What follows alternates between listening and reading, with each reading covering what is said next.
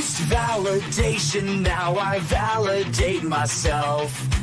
Building inner strength, putting doubt up on the shelf. No more unnecessary drama, no more wasted time. Climbing higher constantly, making my own climb. Standing on higher ground, where excellence is found. My potential knows no bounds. Raising the bar, breaking ground. My network is my net worth. Choose your company wise. Surround yourself with eagles, not with sheep in disguise. Every interaction is a reflection of my brand. Quality over quantity, that's my personal command. Standing on higher ground, where excellence is found. My potential knows no bounds. Raising the bar, breaking ground. Whoa. I'm not just living, I'm manifesting my vision. Cutting through limitations with surgical precision. My expectations are my compass, my respect is my shield. To mediocrity and chaos, I will never yield.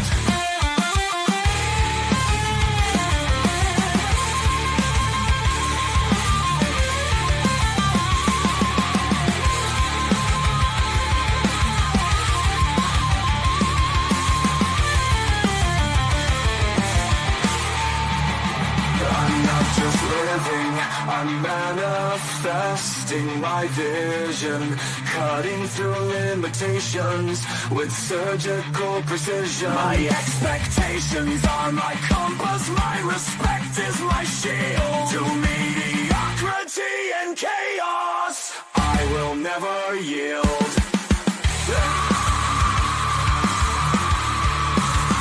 Standing on higher ground, where excellence is found. My potential knows no bounds. Raising the bar, breaking ground.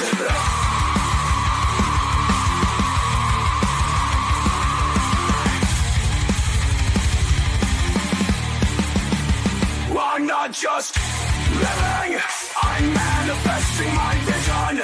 Cutting through limitations with surgical precision. My expectations are my compass, my respect is my shield. To mediocrity and chaos, I will never yield.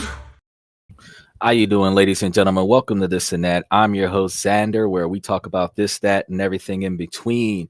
We had a lot of stuff happen over the past week in U.S. economy. So today we're going to be talking about the astonishing strategies to outsmart our rivals. So we're looking at what Donald Trump has done to take action against some of the things that he has an issue with. We're also going to be talking about debunking some of the myths that we have been seeing streaming across social media. There have been a lot of accusations that's been being made, hypotheses that's been going down all over the place, where individuals are making comments that are ironically false comments about the actions of the president of the United States and the response that those actions are performing to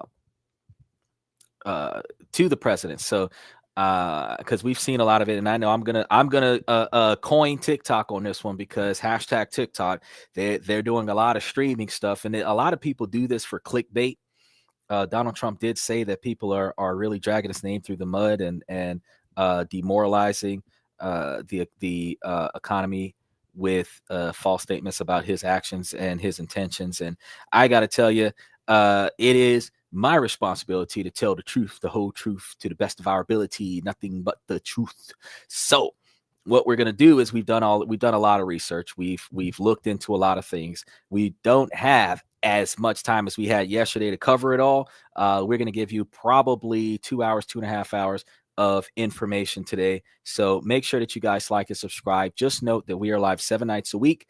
We typically come in roughly 10 o'clock. I know that we're about 15 minutes late. It turns out that, well, yeah, about 15 minutes late. So we typically find ourselves late operating on CP time. But yeah, I'm my own boss. I can get here when I get here. But if the rest of you that are here trying to look for some business and finance and information, you guys are at the right time, at the right place, at the right podcast.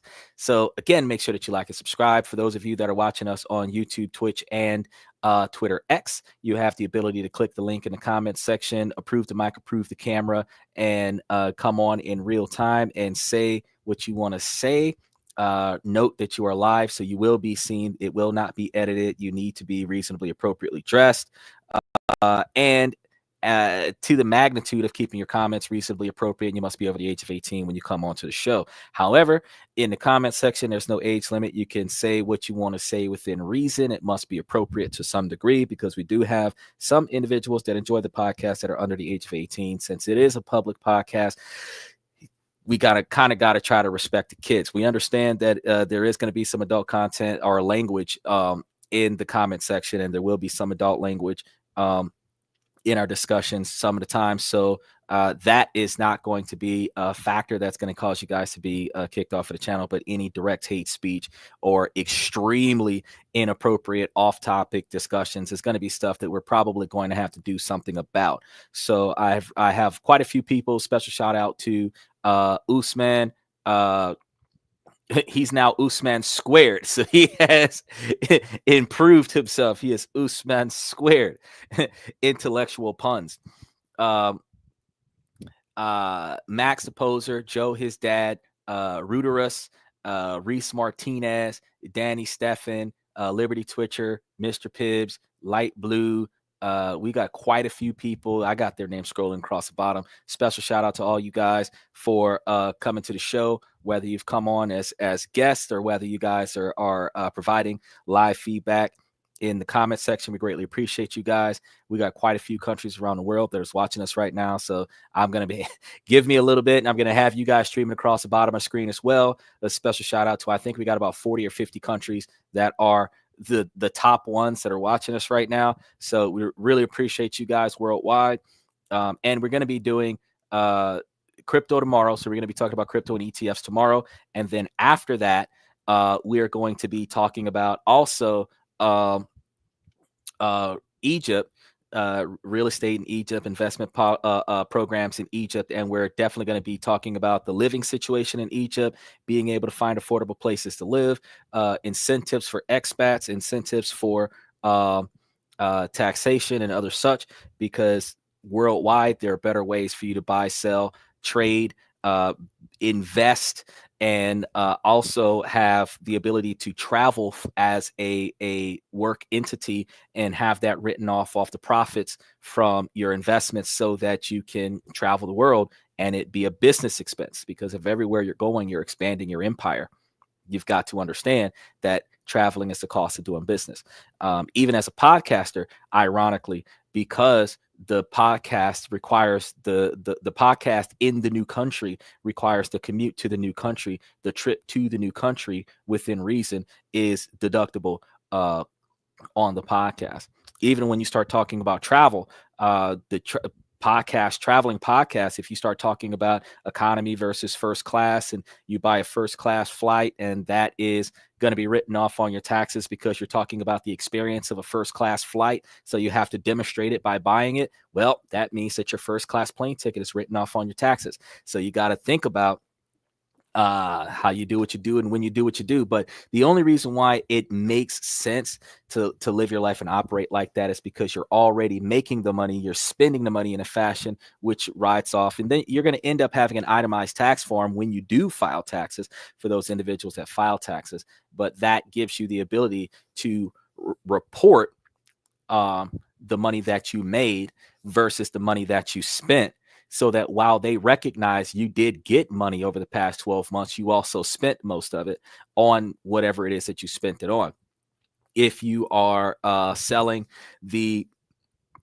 all of your assets to your trust, where the maintenance and operation of stuff in your trust is the expenses of the trust, and then you put money into the trust to pay for the expenses of the trust. If the trust breaks even, where there is only enough money to do what it's got to do, and then the remainder is dividend distributions to the beneficiaries, where the money going in comes right back out, then you end up in a position where you have the type of trust that's not required to pay taxes. When the debt exceeds the profit margin, you have the type of trust that doesn't have to pay taxes. Now, there is a lot of details behind that. We have done a couple of shows that's evaluated tax. We have had Joe Mastrano, that is a CPA, on the show talking about tax. So note that if you guys have any questions or comments about that, you can always throw it into the comments, join the membership. We can make arrangements with Joe Mastrano, bring him back onto the show. You guys can answer a few dozen questions or whatever, or you can connect with Joe Mastrano. We have information in the comments. If you ask for it, we can provide you with his contact information for you to reach out to a CPA who can give you guys more detailed information on taxation, since we do have about 35 more days left. April 15th is the remainder of the tax season. And after that, parties who have not filed the taxes yet may be receiving penalties if they have not already started filing their taxes.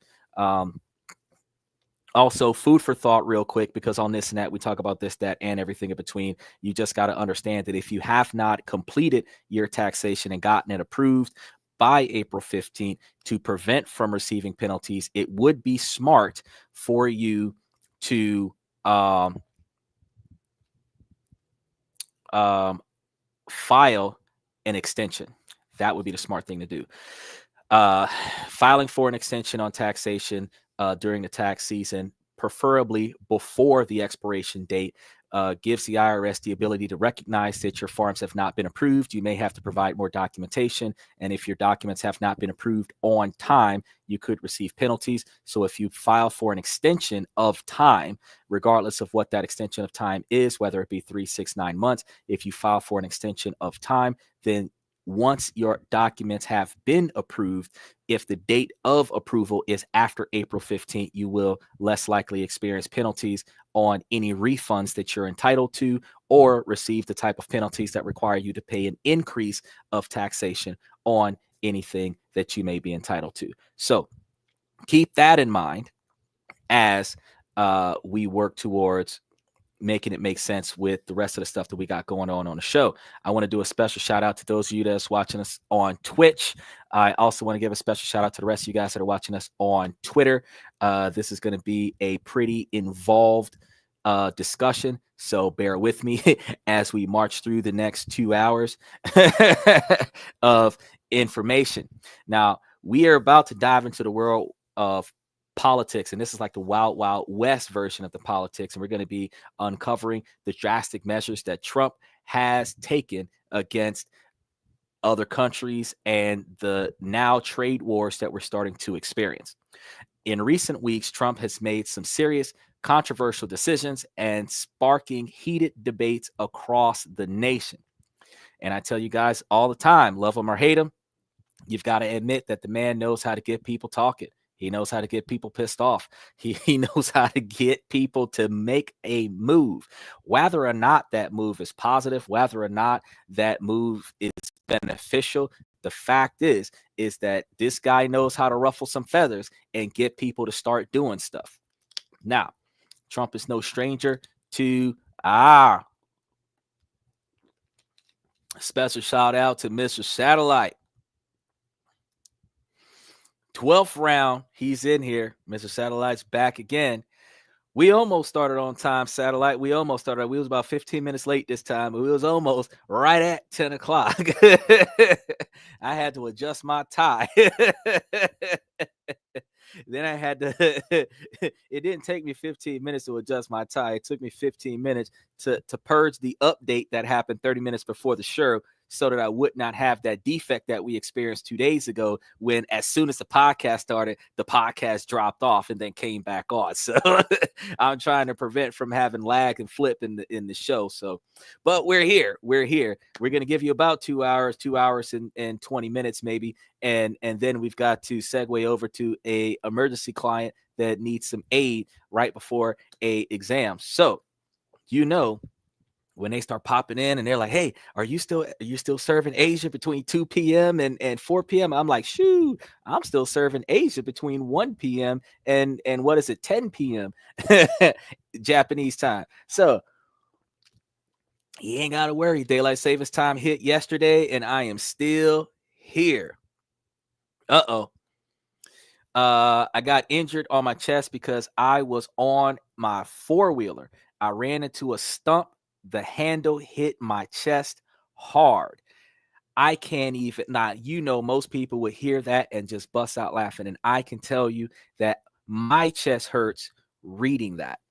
And the reason why is because I actually had a company that was a transportation company that did short distance rideshare in Tampa, Florida. And we were utilizing those Bird electric scooters. And I had a whole fleet of scooters, and I had a pretty decent sized team, and we were out there 18 hours a day, 7 days a week. This is before I started the podcast, and we were out there picking those bad boys up, charging them on the back of the trucks, driving all over the city, dropping them off. We had police escorts some of the times during major events. We were allowed to trespass on people's property and go and get it, because technically, since the property was supposed to be recovered for recirculation, they were not supposed to put it on their property. That's considered theft. So to bypass them getting hit with theft, we would be allowed to trespass on their property to secure the property, to recover the property, almost like repo, man. It was crazy. So I'm riding around. I got body armor on. I got firearms on me, because, when you're walking on somebody's yard at 2 o'clock in the morning, they might draw down on you. You might get hit in the chest. You might have to let go some on the back end. So, always prepared. Well, because I came prepared, I had the similar experience that you had. And this scooter is hitting it like 25, 35 miles an hour. And I missed a non-visible curb in a parking garage.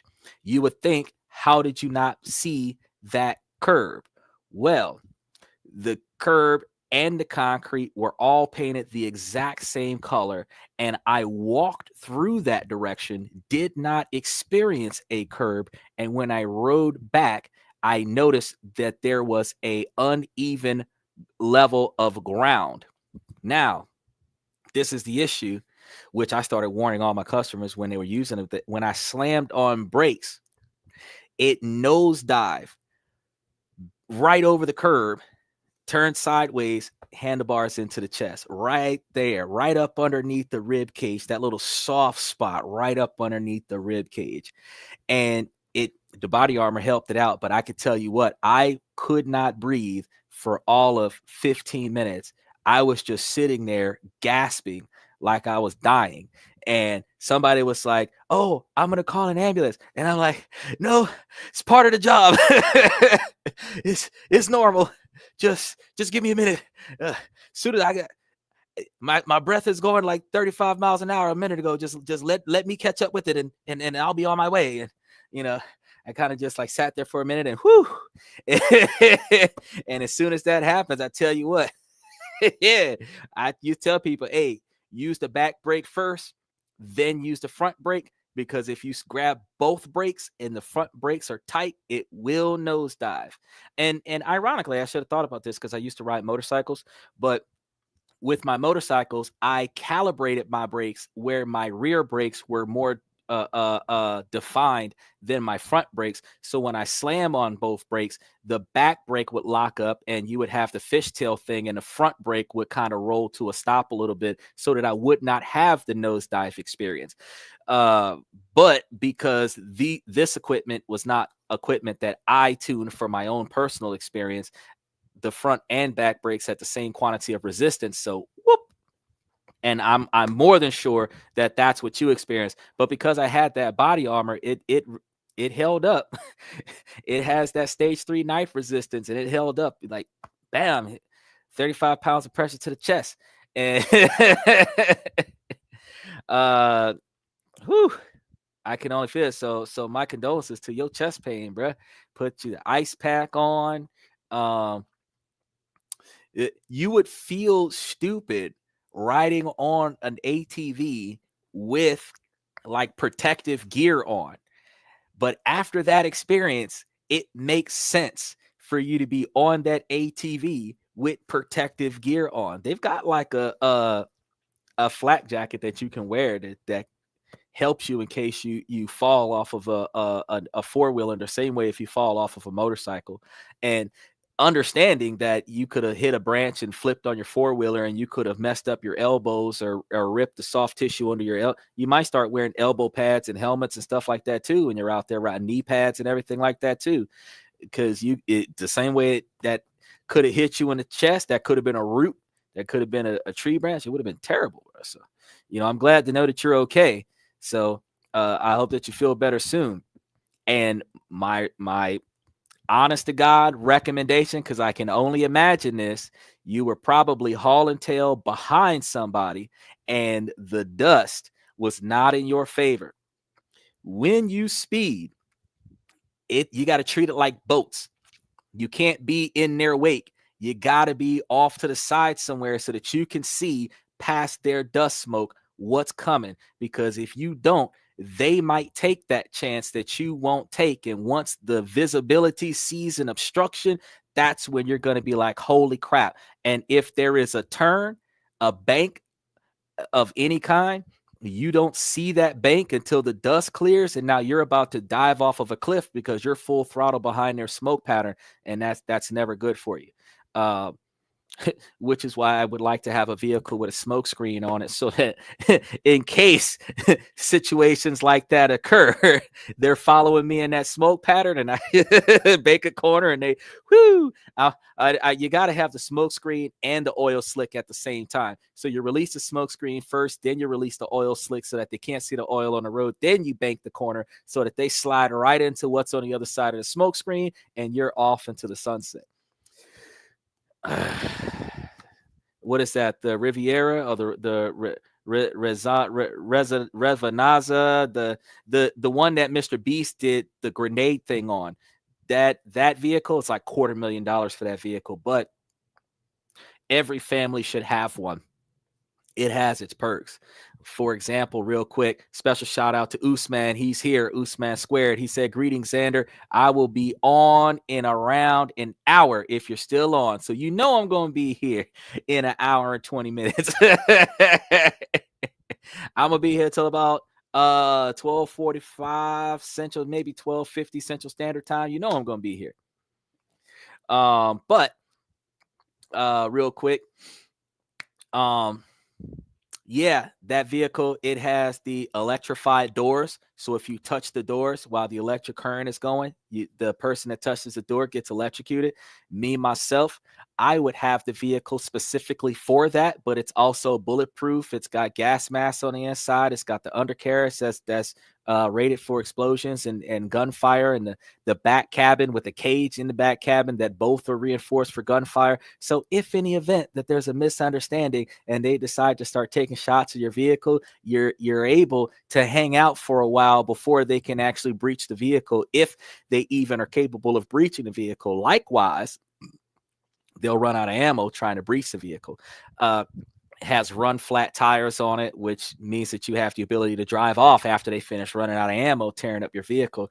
And if they decide to be super slick and demand that you get out of the car or whatever the case may be, and they reach for the door without your permission, and the car electrocutes the bejesus out of them, because myself, I would have that active as soon as I start my vehicle. And I, unlike most people, would have a backup battery in the vehicle so that even if I turn off the vehicle would be in the on position with the engine off with that active, so that nobody could forcibly enter my vehicle without my consent. So if a situation happens where a violation of search and seizure occurs and forcible entry is attempted and they get tasered, it'd be like, well, I told you not to touch the car, so you did that to yourself.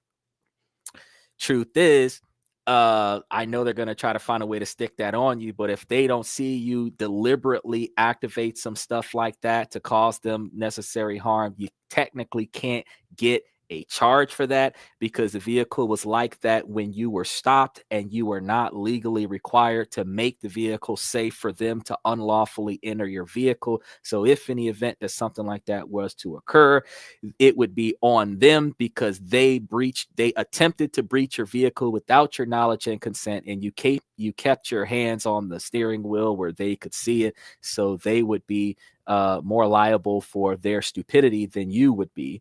But you already know they're going to try to throw that charge in. But if they know what kind of vehicle you're riding in, they're probably going to look at that and say, nah, I ain't going to mess with that guy. I'm not even going to pull that vehicle over, because I don't want anything to go down. That if he's riding in one of those, he's probably got a whole arsenal in there, because that vehicle actually has nice captain's chairs in it that you guys can sit in and relax in. But after that, it also has a cage in there. I told you about the rear cage, but the cage in there also has a gun rack, so you could hold all of your assault rifles and stuff inside the vehicle in a locked cage, where you can move from the front seat to the gun vault and unlock the gun vault and pull out your guns, so that if you swing a door open, you can go down Scarface style. So you got plenty of time to prepare, because it's going to take them a while to breach the vehicle. So you got plenty of time to prepare for exiting.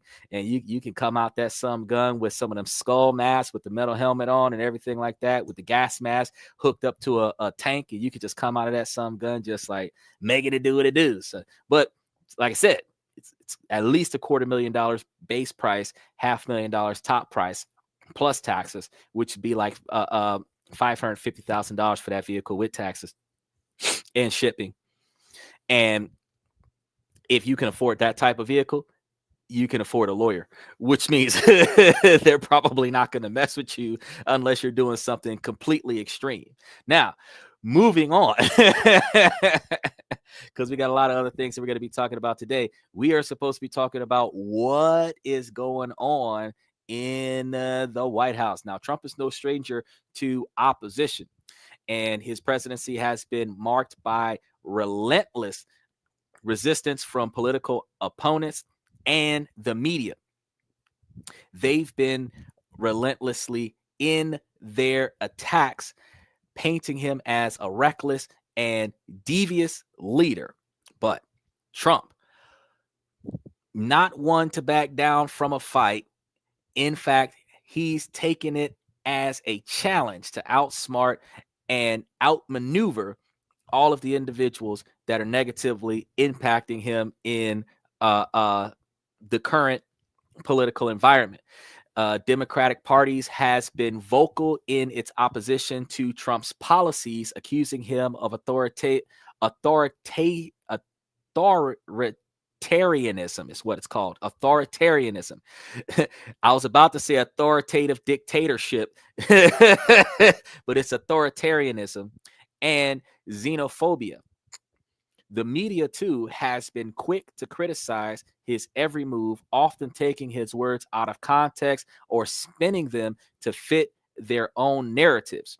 But Trump is not just taking hits lying down. He's fighting back, using every tool at his disposal to push back against his derogators and get his message out to the American people. So some of the things that Donald Trump has been doing is, first and foremost, having a lot of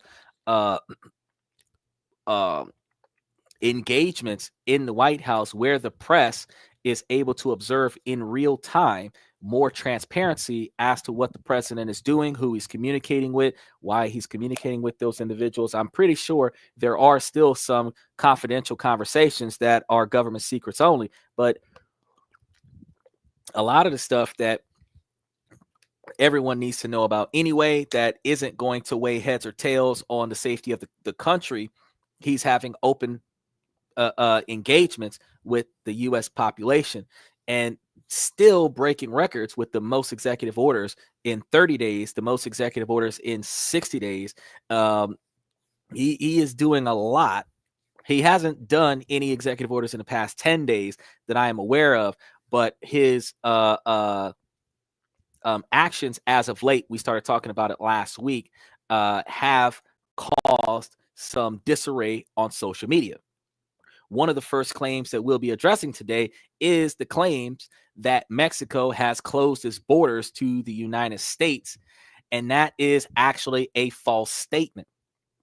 As of March 10, 2025, there's no evidence or official announcement indicating that Mexico has taken any actions to close its borders with the U.S.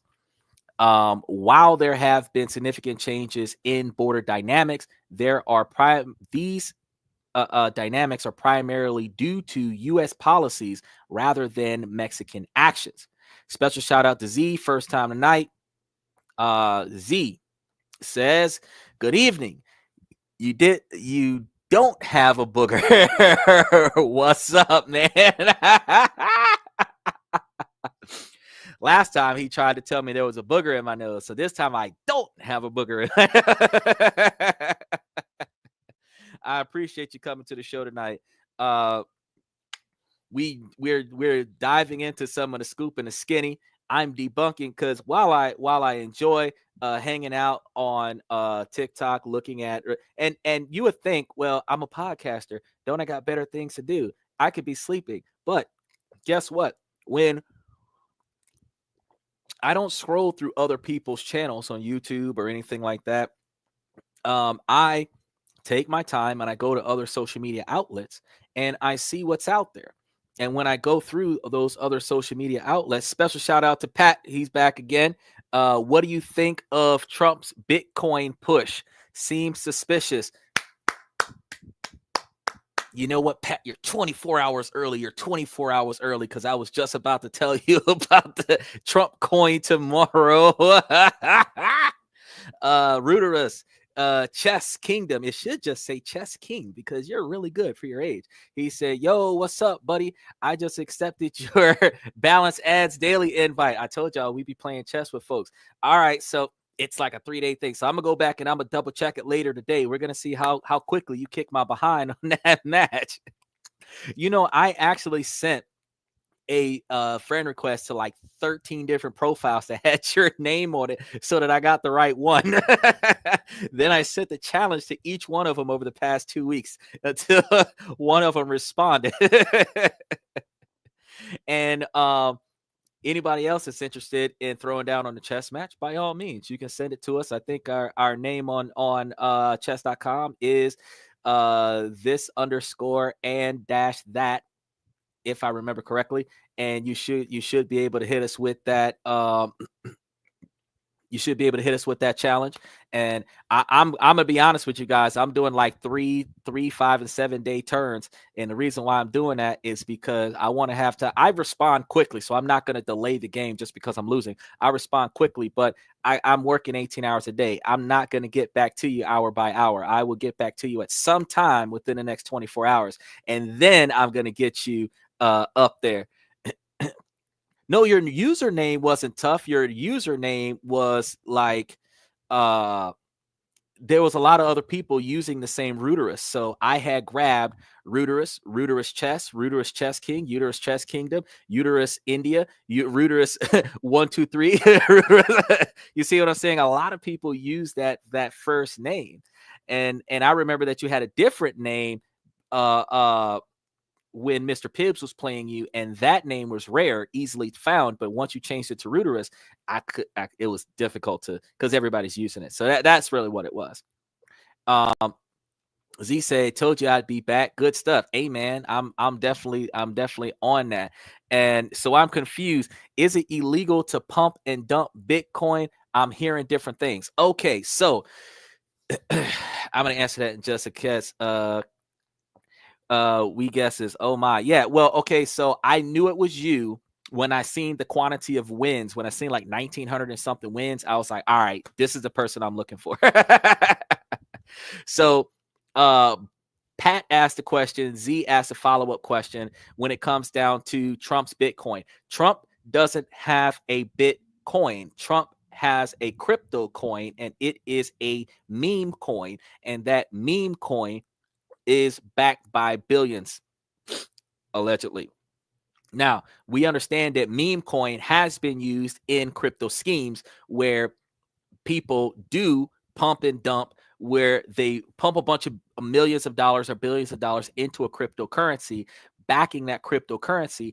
People see that cryptocurrency, start buying that cryptocurrency. Massive inflation happens on that cryptocurrency. Then the person that creates that cryptocurrency pulls out of the cryptocurrency, depreciating the value of that cryptocurrency, causing a stock dip on the cryptocurrency, which causes the investors of that currency to lose their investment.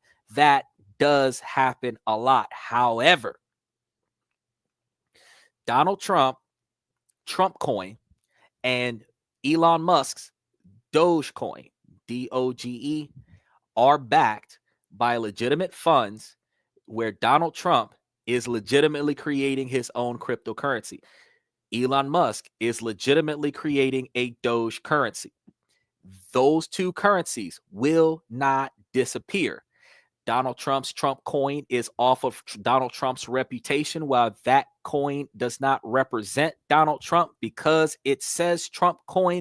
When Trump does stuff, Trump supporters should buy Trump coin. Elon Musk's Dogecoin is different from the Department of Government Efficiency. They are not the same. However, because it has the same abbreviations in the stock option as it has the abbreviations for the government entity, the reputation of Doge in the United States government will build reputation for the Dogecoin. If you like Elon Musk boosting up the trillions of dollars that are being saved that's supposed to give back thousands of dollars to American people, then you're probably going to start buying Dogecoin. The coins just came out recently. The coins have not been out long enough for you to have faith in those coins. However, they're not going anywhere. So, like Macintosh, if you invest in those coins while those coins are low in value, when those coins blow up like Bitcoin did, those coins will be high in value. If you trade them back and forth with Bitcoin, the way you trade Ethereum back and forth with Bitcoin, you're going to see change and improvement in the value of Dogecoin and the value of Trump coin relative to the value of Bitcoin. But it is not a Bitcoin. It is a cryptocurrency. So, but we were supposed to be talking about that in detail on tomorrow night's show, when we were going into detail about all of the cryptocurrencies that we have out there. Well, not all of the cryptocurrencies that we have out there, but the ones that we're supposed to be profiting from, which direction cryptocurrencies are supposed to be going, some of the major ones that are having a lot of returns that we should look into, and some of the new ones that have come out recently that we should probably pay attention to. So all of that was going to be on tomorrow's show. So I'm probably going to restate some of today's stuff tomorrow. But yeah, we just as soon as you had that thought, we had I put it in the lineup of the show over the past 7 days. So if you looked at the channel, you see today's Monday night, right? You see Tuesday night, it says cryptocurrency. Wednesday night, it says Egypt real estate. I knew somebody said something about it last week after one of my shows, and I said, we're gonna put it up there.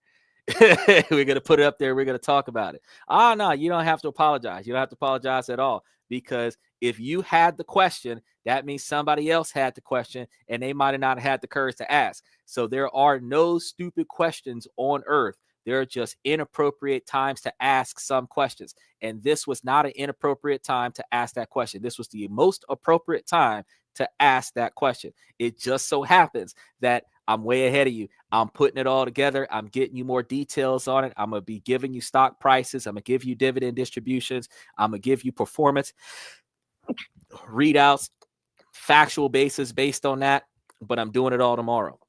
So if you guys are interested in cryptocurrency and you want to have more questions about cryptocurrency, I'm not going to have every single cryptocurrency in the world out there. So I will get trolled tomorrow. Somebody's going to ask me about a cryptocurrency that I did not do research on, and I'm not going to have an answer for that one. But all the ones that I did do research on, I'm going to have an answer for those. And I'm going to do more than one. I'm not going to just sit there and talk about just the one.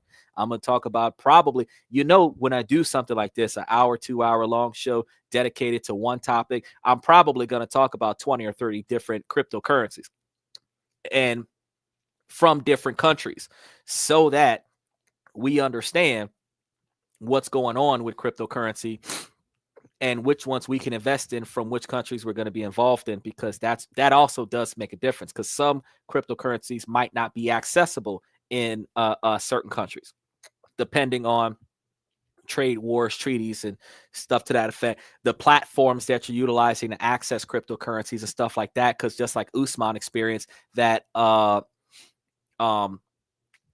certain trading platforms don't exist in England, and certain cryptocurrencies may not be on the trading platforms that he's utilizing in England. So I'm going to make sure that I give you guys different cryptocurrencies, different trading platforms that trades those cryptocurrencies.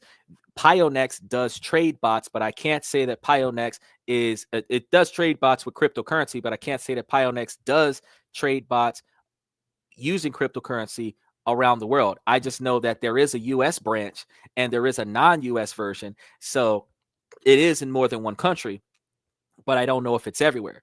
So there is some fintech out there about it, but we're going to be trying to cover a lot of that stuff tomorrow as well. So now you got like the spoiler as to all of the ways and things that we're going to be talking about some stuff tomorrow. So that gives you more incentive to show up tomorrow. We're going to be here trying to be on time right around 10 o'clock Central Standard Time, 11 o'clock Eastern Standard Time, 7 p.m. California time, which is 4 a.m. Universal Standard Time, 4 a.m. Greenwich time for those individuals that do not recognize daylight savings time. Now, back to today's debacles, because we're still going to be talking about the impacts of stocks and everything to that effect. I found some stuff about some of the stocks that were negative, that have yet to be negatively impacted, and I'm going to talk about why. And then I'm going to bring up some interesting things, because I have not found the Canadian stocks that we could potentially invest in since the market is about to shift. But I will find it out coming soon. I just ran out of time before today's show. And with 55 pages of information, I'm not sure if I'm going to get it all out over the next 2.5 hours. So there will be a follow-up show. Now, the U.S. has effectively shut down its asylum system when it comes down to the illegal immigration from Mexico, allowing border agents to swiftly expel migrants under the premise of an invasion. Now, President Trump has deployed additional troops to the southern border and tasked the military with carrying out deportation. The CBP One app, which was previously used to schedule appointments for legal entry, was abruptly terminated after Donald Trump took office.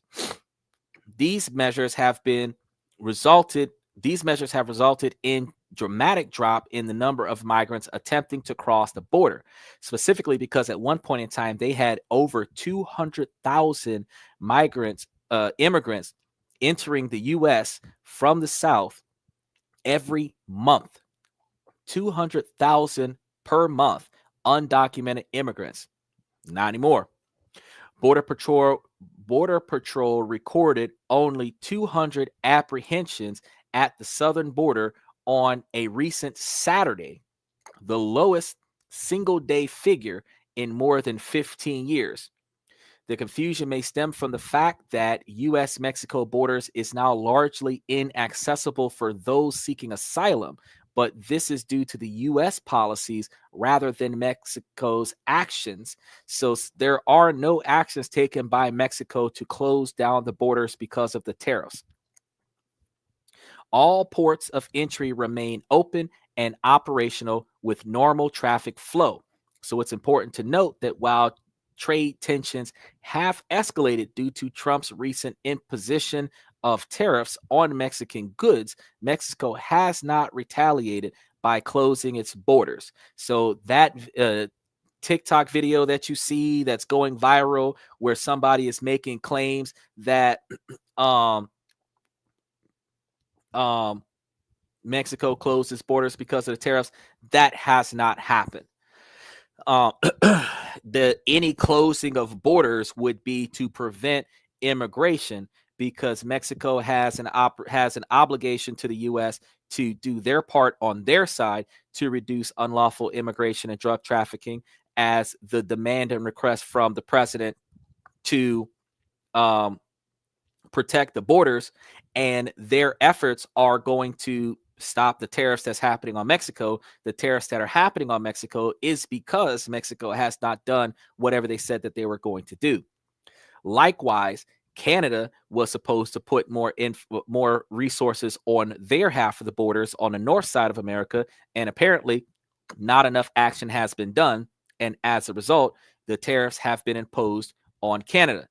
Now, the next myth that we're going to debunk here is there is no evidence that Canada has closed their borders entirely either.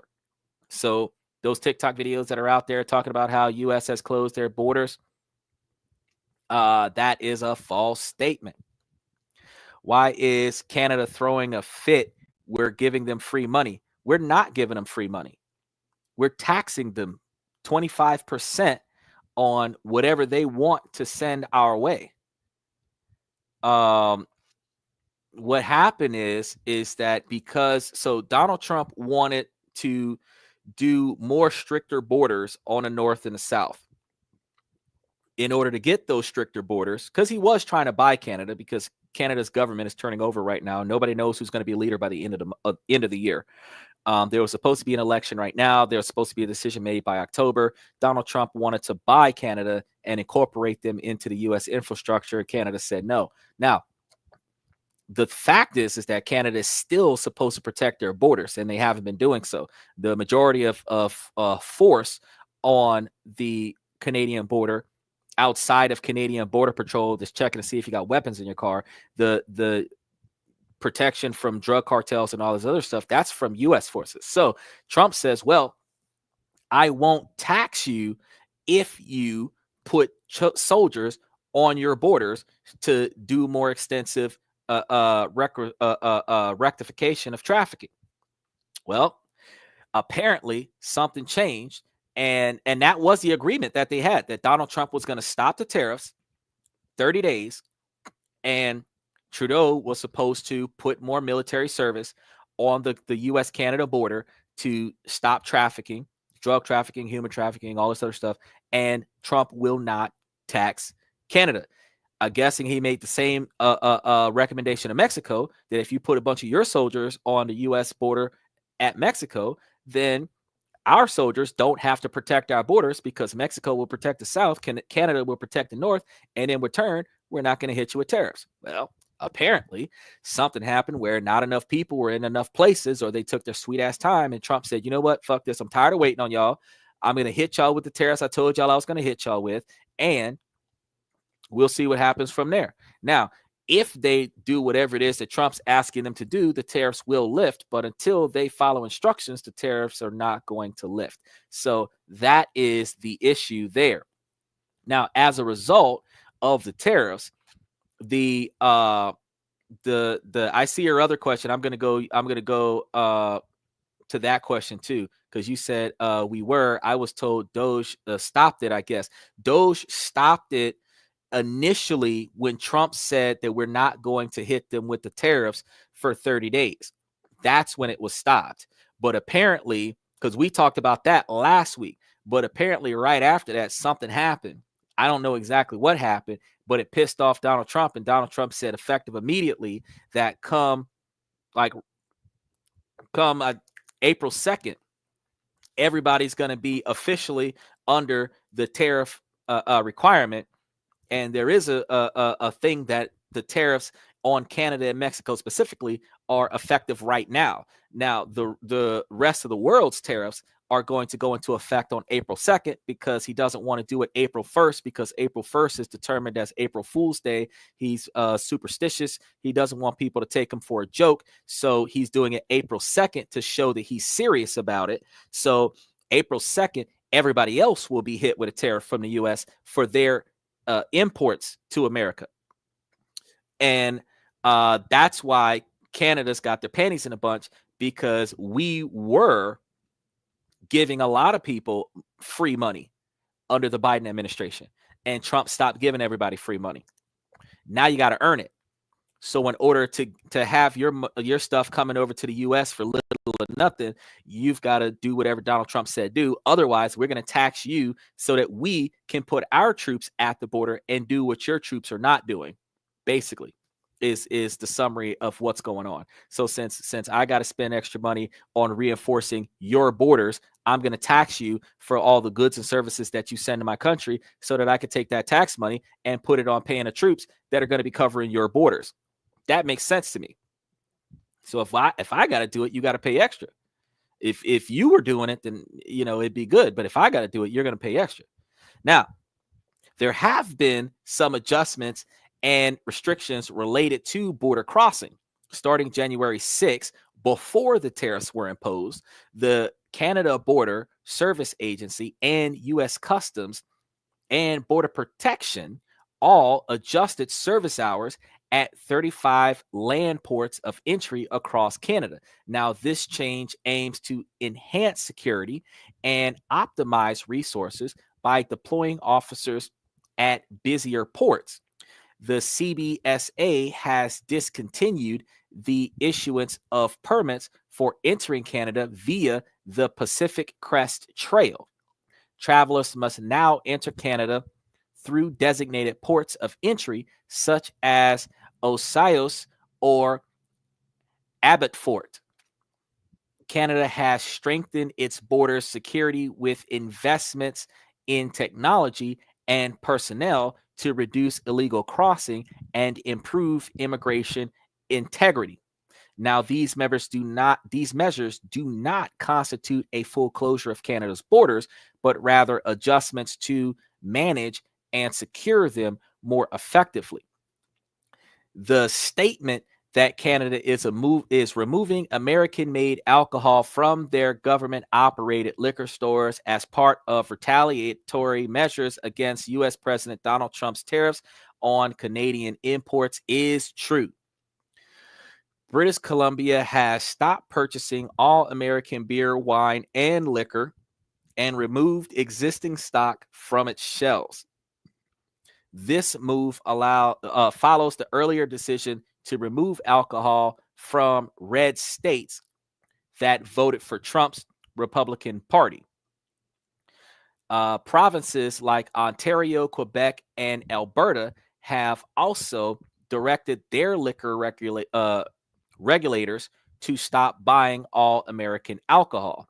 This action is seen as a way to fight back in the trade wars by targeting U.S. companies through government control over alcohol sales.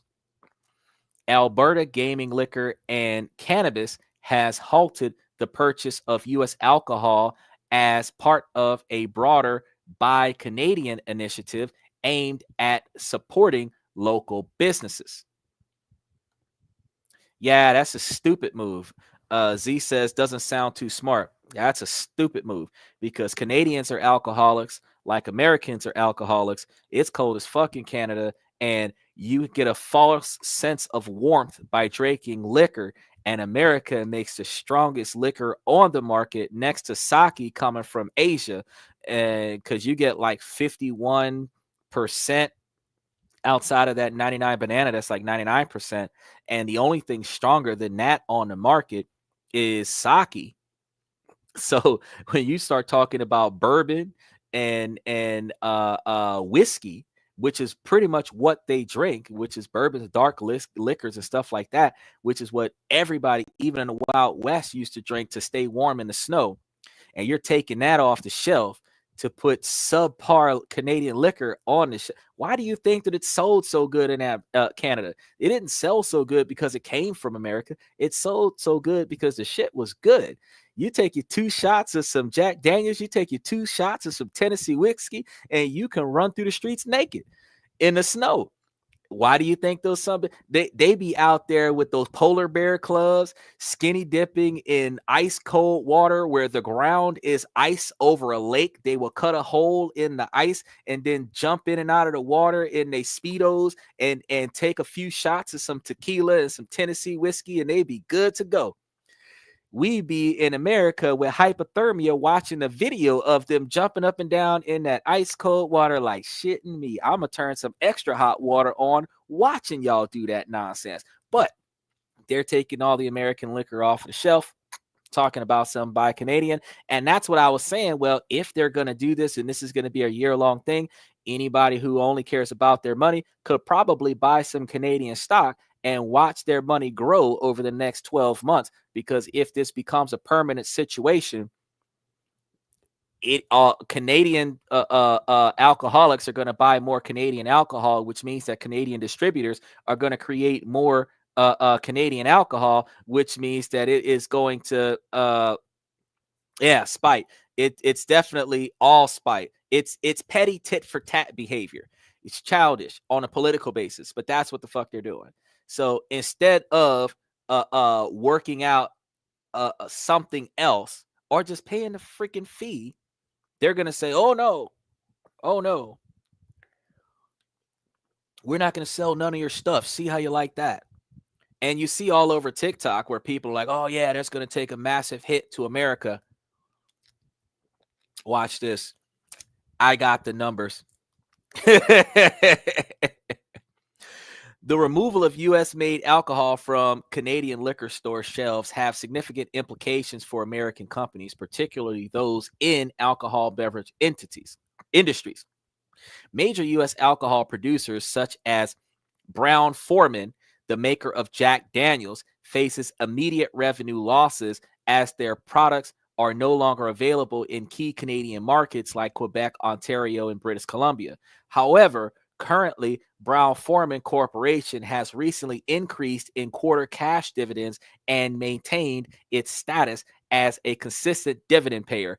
As of March 10th of 2025, where they took this stuff off the shelf last week, Brown-Forman's Class A shares, BFA, closed at $37.27. The company recently approved a 4% increase in its quarterly cash dividends, raising it from 21 cents or 21.7 cents to 22.6 cents. So you're getting about 22 cents or 23 cents per share on both Class A and Class B stocks. With this increase, the indicated annual cash dividend has raised from 87 cents per share to 90 cents per share dividend paid annually, averaging the dividend payout of 23 cents per share, where the ex-dividend date, the last day that you could be documented on a monthly payout, is March 7th, where the payment date is April 1st. So if you would have gotten on their books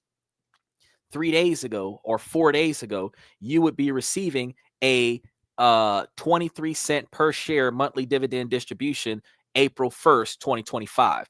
The current dividend yield is approximately 2.45%. Brown-Forman has increased its cash dividend for 41 consecutive years and has paid regular quarterly cash dividends. So it's a quarterly distribution, not a monthly. So if they're paying in April, May, June, July, they'll be paying again in July, and then they'll be paying again in, I think, September, and they'll be paying again in December. So quarterly distribution of 23 cents a share. Fine. And their quarterly cash dividends have been paid out for 81 years. That is considered a blue chip company. If you like those dollar amounts, you can invest in liquor. Now, the company is a member of the prestigious S&P 500 Dividend Aristocrats Index, which consists of companies that have increased their dividends for at least 25 consecutive years. So as much as they feel like that's going to hurt America, you got to remember that they already bought a massive shipment of alcohol. They're just not going to sell it to anybody. Now, the good news is that alcohol doesn't expire. So whenever they get off their high horse and stop pissing in the bucket, they can put the shit back on the shelf and sell it. But now they're going to have to convince Canadians to buy American alcohol so that they don't take a monetary loss on the billions of dollars of alcohol that they bought in advance before the tariffs happened. Now,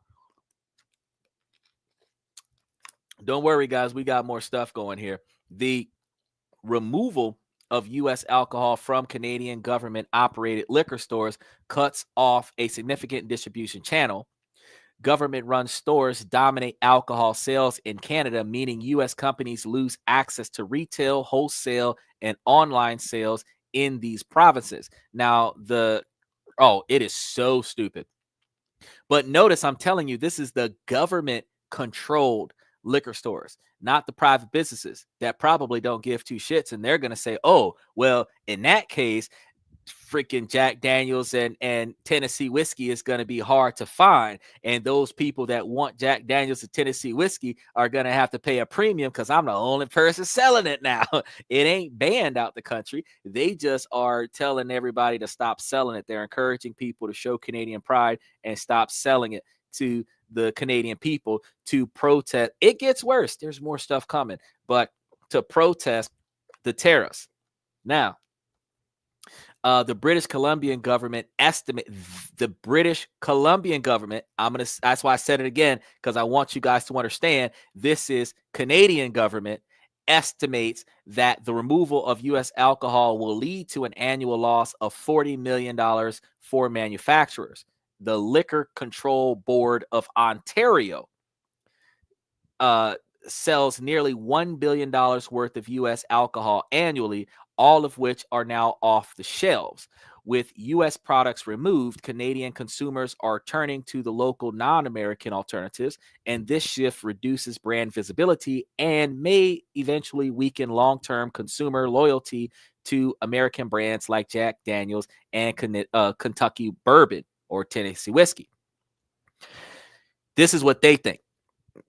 Now, the Distilled Spirits Council of the United States estimates that retaliatory measures like these could result in substantial job losses in the U.S., with over 31,000 jobs potentially at risk due to reduced exports.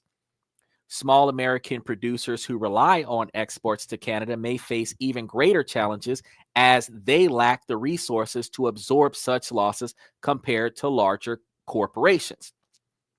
The ban exacerbates trade tension between U.S. and Canada, with Canadian provinces targeting American products as a direct response to President Trump's tariffs on Canadian imports. Now, this creates uncertainty for American businesses operating internationally, and the removal of U.S.-made alcohol from Canadian shelves directly impacts American producers through lost sales, diminishing market presence, and increased economic strain on the industry as a whole, because you know that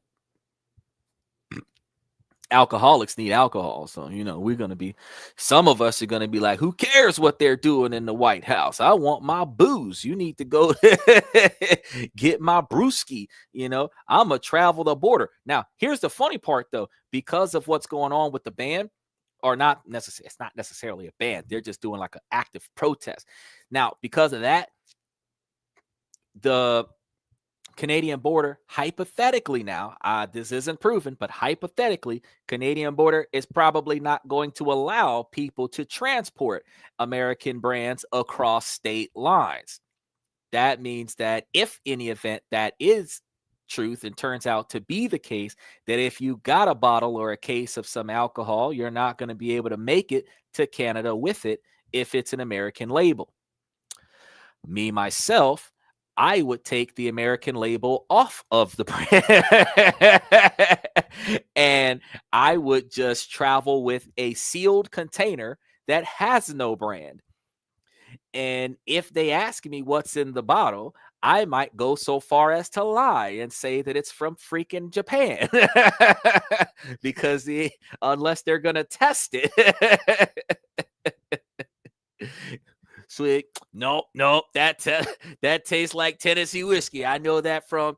No, hey, you tested too, man. Yeah, that's definitely Tennessee whiskey. You know, hey, you tested, Captain. Unless it's one of them situations, more than likely, I assume that if you just take the label off, you ain't gonna see no issues. Pat said that's probably true. Look what they did to their own truckers, freezing their accounts few years ago. Oh shit, I didn't even know about that. So they stopped payment on some of their truck drivers due to some import export situations. That's some bullshit. Why would you even? Okay, now I understand that I'm not gonna let you come cross this road with that truck full of stuff. I understand that part. I understand that I'm gonna seize this truck if you cross the border with that stuff. Oh, COVID. No, that's bullshit. That's even worse. Because I was about to say, if you transporting stuff that we don't approve of across state lines, I could see us taking the truck, taking the stuff out of the truck. I could see us stopping the truck at the border and turning you around. But I'm not going to stop you from getting paid, bro. I'm not going to stop you from feeding your kids because I got a political agenda. That make no damn sense. See, this is the kind of stuff that makes me say that the things that Donald Trump do in the White House makes sense. All of them people he fired, whether it is right or wrong, look at the fact that he gave them administrative paid leave. Take your ass home. You're going to get a full day's pay every day that you're not here for the rest of the year. That gives you plenty of time to find a new job. You're just not going to work here. Your standard of living is not impacted. Your kid's standard of living is not impacted. Nobody's school system is not impacted. Whatever your salary was, that is what it will be. You will just be at your house reading the paper, pissed off that you can't come to work every day. I think that's fair. Most people that work the average 9-to-5 job, fast food restaurants, manual labor work job would not have a problem with once a year having their new employer tell them the same shit. I would change jobs every year if you would tell me that for 8 months, you're going to pay me to stay home because you don't like my attitude, because you don't like my decision-making process, because you don't like the political party that I represent. I would have no problem with getting paid 8 months full pay to stay at home. I would try to get 3 or 4 jobs in a row at the same time so that all of them can do me that, so that I could just hang out at the house and do nothing for 3/4 of the year. I have no problem with that, but that makes perfect sense. I feel like it is a problem when an employer says, I'm not going to pay you for the hours you've already worked because I got a problem with you. I got a problem with your political agenda. I got a problem with the union that you work for. I got a problem with the product in the back of your vehicle. I think all of that stuff makes absolutely no sense. The employee should not be negatively impacted by politics of the business or the country. And specifically when I say that, I mean that, like, whatever you're supposed to get paid, that's what you're supposed to get paid. Now, if we stop doing as much business as we used to do because of the policy, I mean, that's just the dynamic. That's collateral damage. If that means you got to cut hours because you don't have as much work, then you just got to cut hours. But I'm saying the individual people should not lose their paychecks. You said protesting the COVID vax, but you can protest the COVID vax. What that got to do with the truck driver not getting his paycheck? His job was to drive the truck. His job wasn't to put the shit on the truck. The forklift put the shit on the truck. And if he got the truck from fucking Amazon, the forklift was a goddamn robot at the time. So you didn't even have a person put the shit on the truck. Why is you penalizing the driver because the driver drove the truck? Freeze my paycheck. I'd be in prison because I'm getting my money from somewhere. I'm getting my money from somewhere. We selling vaccinations off the back of the rig.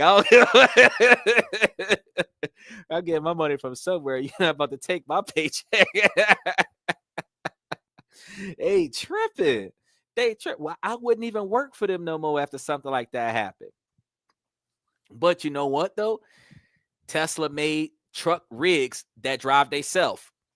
Before they made Cybertrucks that drive themselves, they made rigs that drive themselves. And I think I can't remember the name of the company that actually has one of those trucks. Starts with a V, but that company has driverless trucks. You don't even know what's in the back of the truck, and them trucks don't stop outside of at way stations and other such. So, you know, it's like I would buy a driverless truck, contract my driverless truck to transport the product. I might buy 2 driverless trucks and put one truck halfway through the route so that it'll stop. The other truck will take over and finish the scenario. I might be where the trucks connect so that I can make sure that that transition happens and then charge the first truck while the second truck does its thing. I might have 3 trucks where one truck will drive back while the other truck is charging, where those 3 trucks, nonstop scenario. I would not have to lose out on. But if I was going to just own one truck, I'd be sleeping in the back of that truck the whole fucking time. Go all the way to where we got to go. They be trying to pull that bitch over. I'm in the back playing an Xbox. I ain't doing nothing. And it's going to get to its destination one way or another. You know what I'm saying? But these folks, I would have solar panels all over the rig, regen system. Like that truck would be making some miles if I was operating the situation. But for some reason, you know, they do some of the dumbest stuff, and it does not benefit the people. But that's why I tell you guys before that the decisions at the top are not in the best interest of the people at the bottom. The decisions at the top will eventually affect the people at the bottom.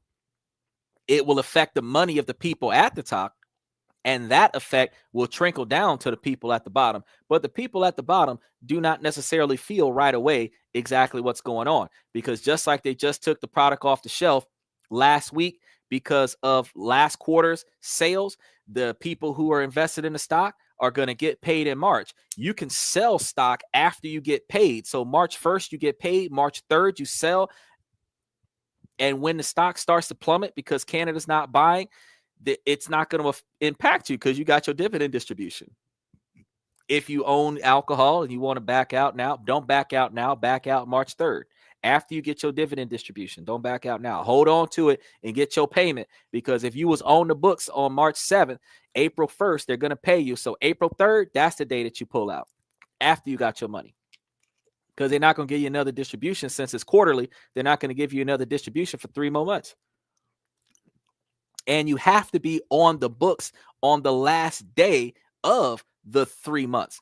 So technically, you can sell April 3rd, watch the stock market plummet, buy back in, April, May, June, July would be the next distribution date. So June would be the next ex parte date. So, or ex dividend date. So you might have to buy in on like the 1st or 5th of June. So if you sell in April and then buy the first week of June right before the end date, 3 or 4 days before the end date, you might catch it when the stock is down, buy more shares of the stock, and then they give you your dividend distribution. You get back way more money for quarter 3 than what you got at the beginning of quarter 2.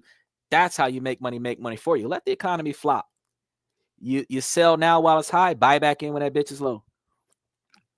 Because they're paying you per share. It's not a dollar value. They're paying you per share. So if the shares cost less in June, you want to sell now while the shares are $34. And when it drops down to $15, you want to buy twice as many shares. So when they're offering you 23 cents a share in June, you have twice as many shares. It's equivalent to getting 46 cents a share off of the same monetary value of shares.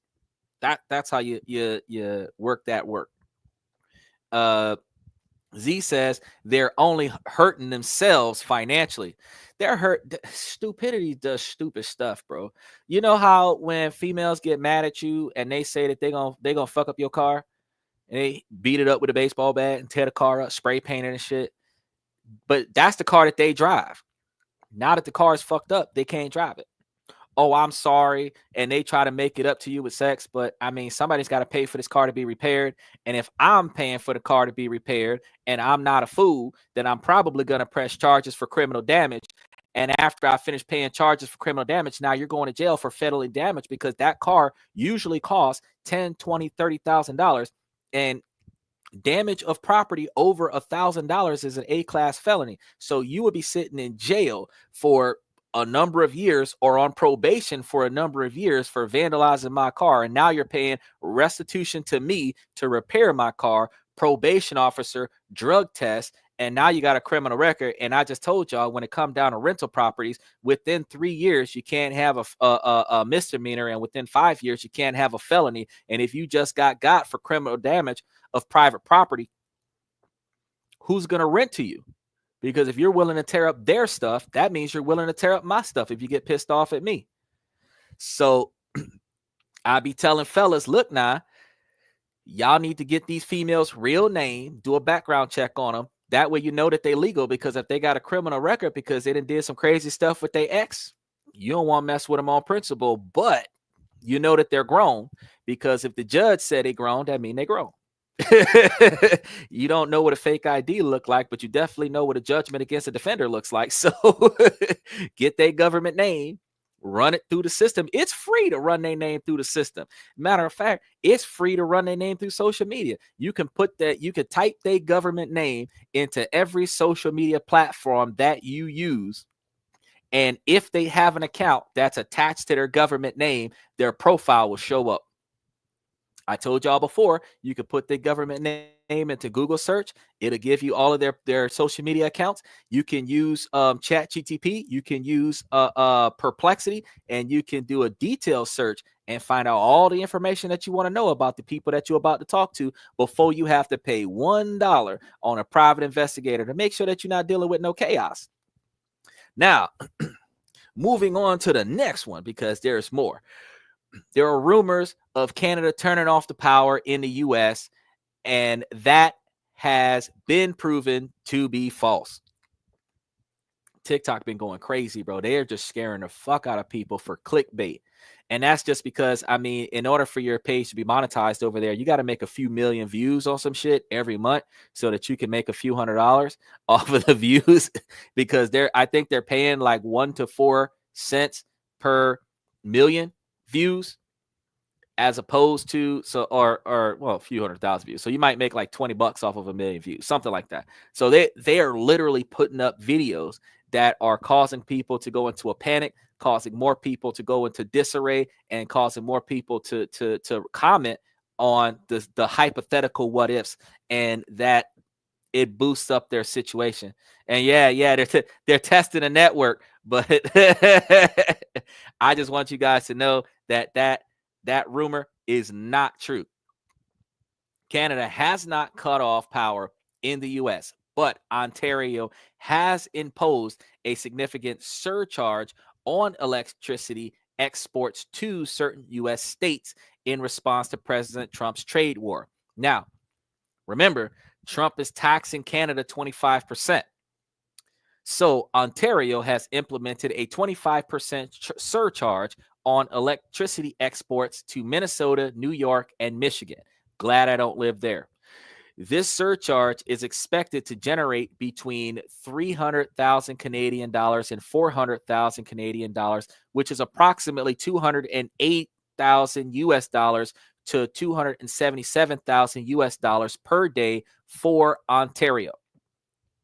This translates into potential annual losses for U.S. consumers and businesses of approximately 75.9 billion US dollars to 101.1 million US dollars. So 79.5 million US dollars to 101.1 million US dollars.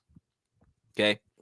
Assuming the surcharge remains in effect for an entire year, because things can always change. Special shout out to some dumb beats. Special shout out to some. Trump trade wars is goof mode. Bro, I don't even know why they out there acting a fool. I guess you threw up the test to see if you had been banned. Nah, you're not banned, bro. If somebody does something inappropriate, you know you won't even see the show. If you can see the show, you can comment on it. But yeah, Trump trade wars are goof mode. These folks is out here acting a fool. That ain't even the only one. We still on Canada. We already talked about Mexico. We still on Canada. We still got China next. I'm going to be talking about China right after this. So just know there's a little bit more to go. These costs will primarily impact 1.5 million homes and businesses in the states of Minnesota, Michigan, and New York, which rely on electricity imports from Ontario. The surcharge increases energy costs by approximately 10 Canadian dollars per megawatt, or approximately $6.96 per megawatt in US dollars. And this is per megawatt hours, representing a quarter of the average price of electricity, increasing it by 25%. So you're going to see a $7 increase per megawatt hour on your electric bill this month, next month, not this month, depending on when your billing cycle rolls over. You're going to see it because they're imposing it now. So it should be on your next billing cycle. $6 per kilowatt hour.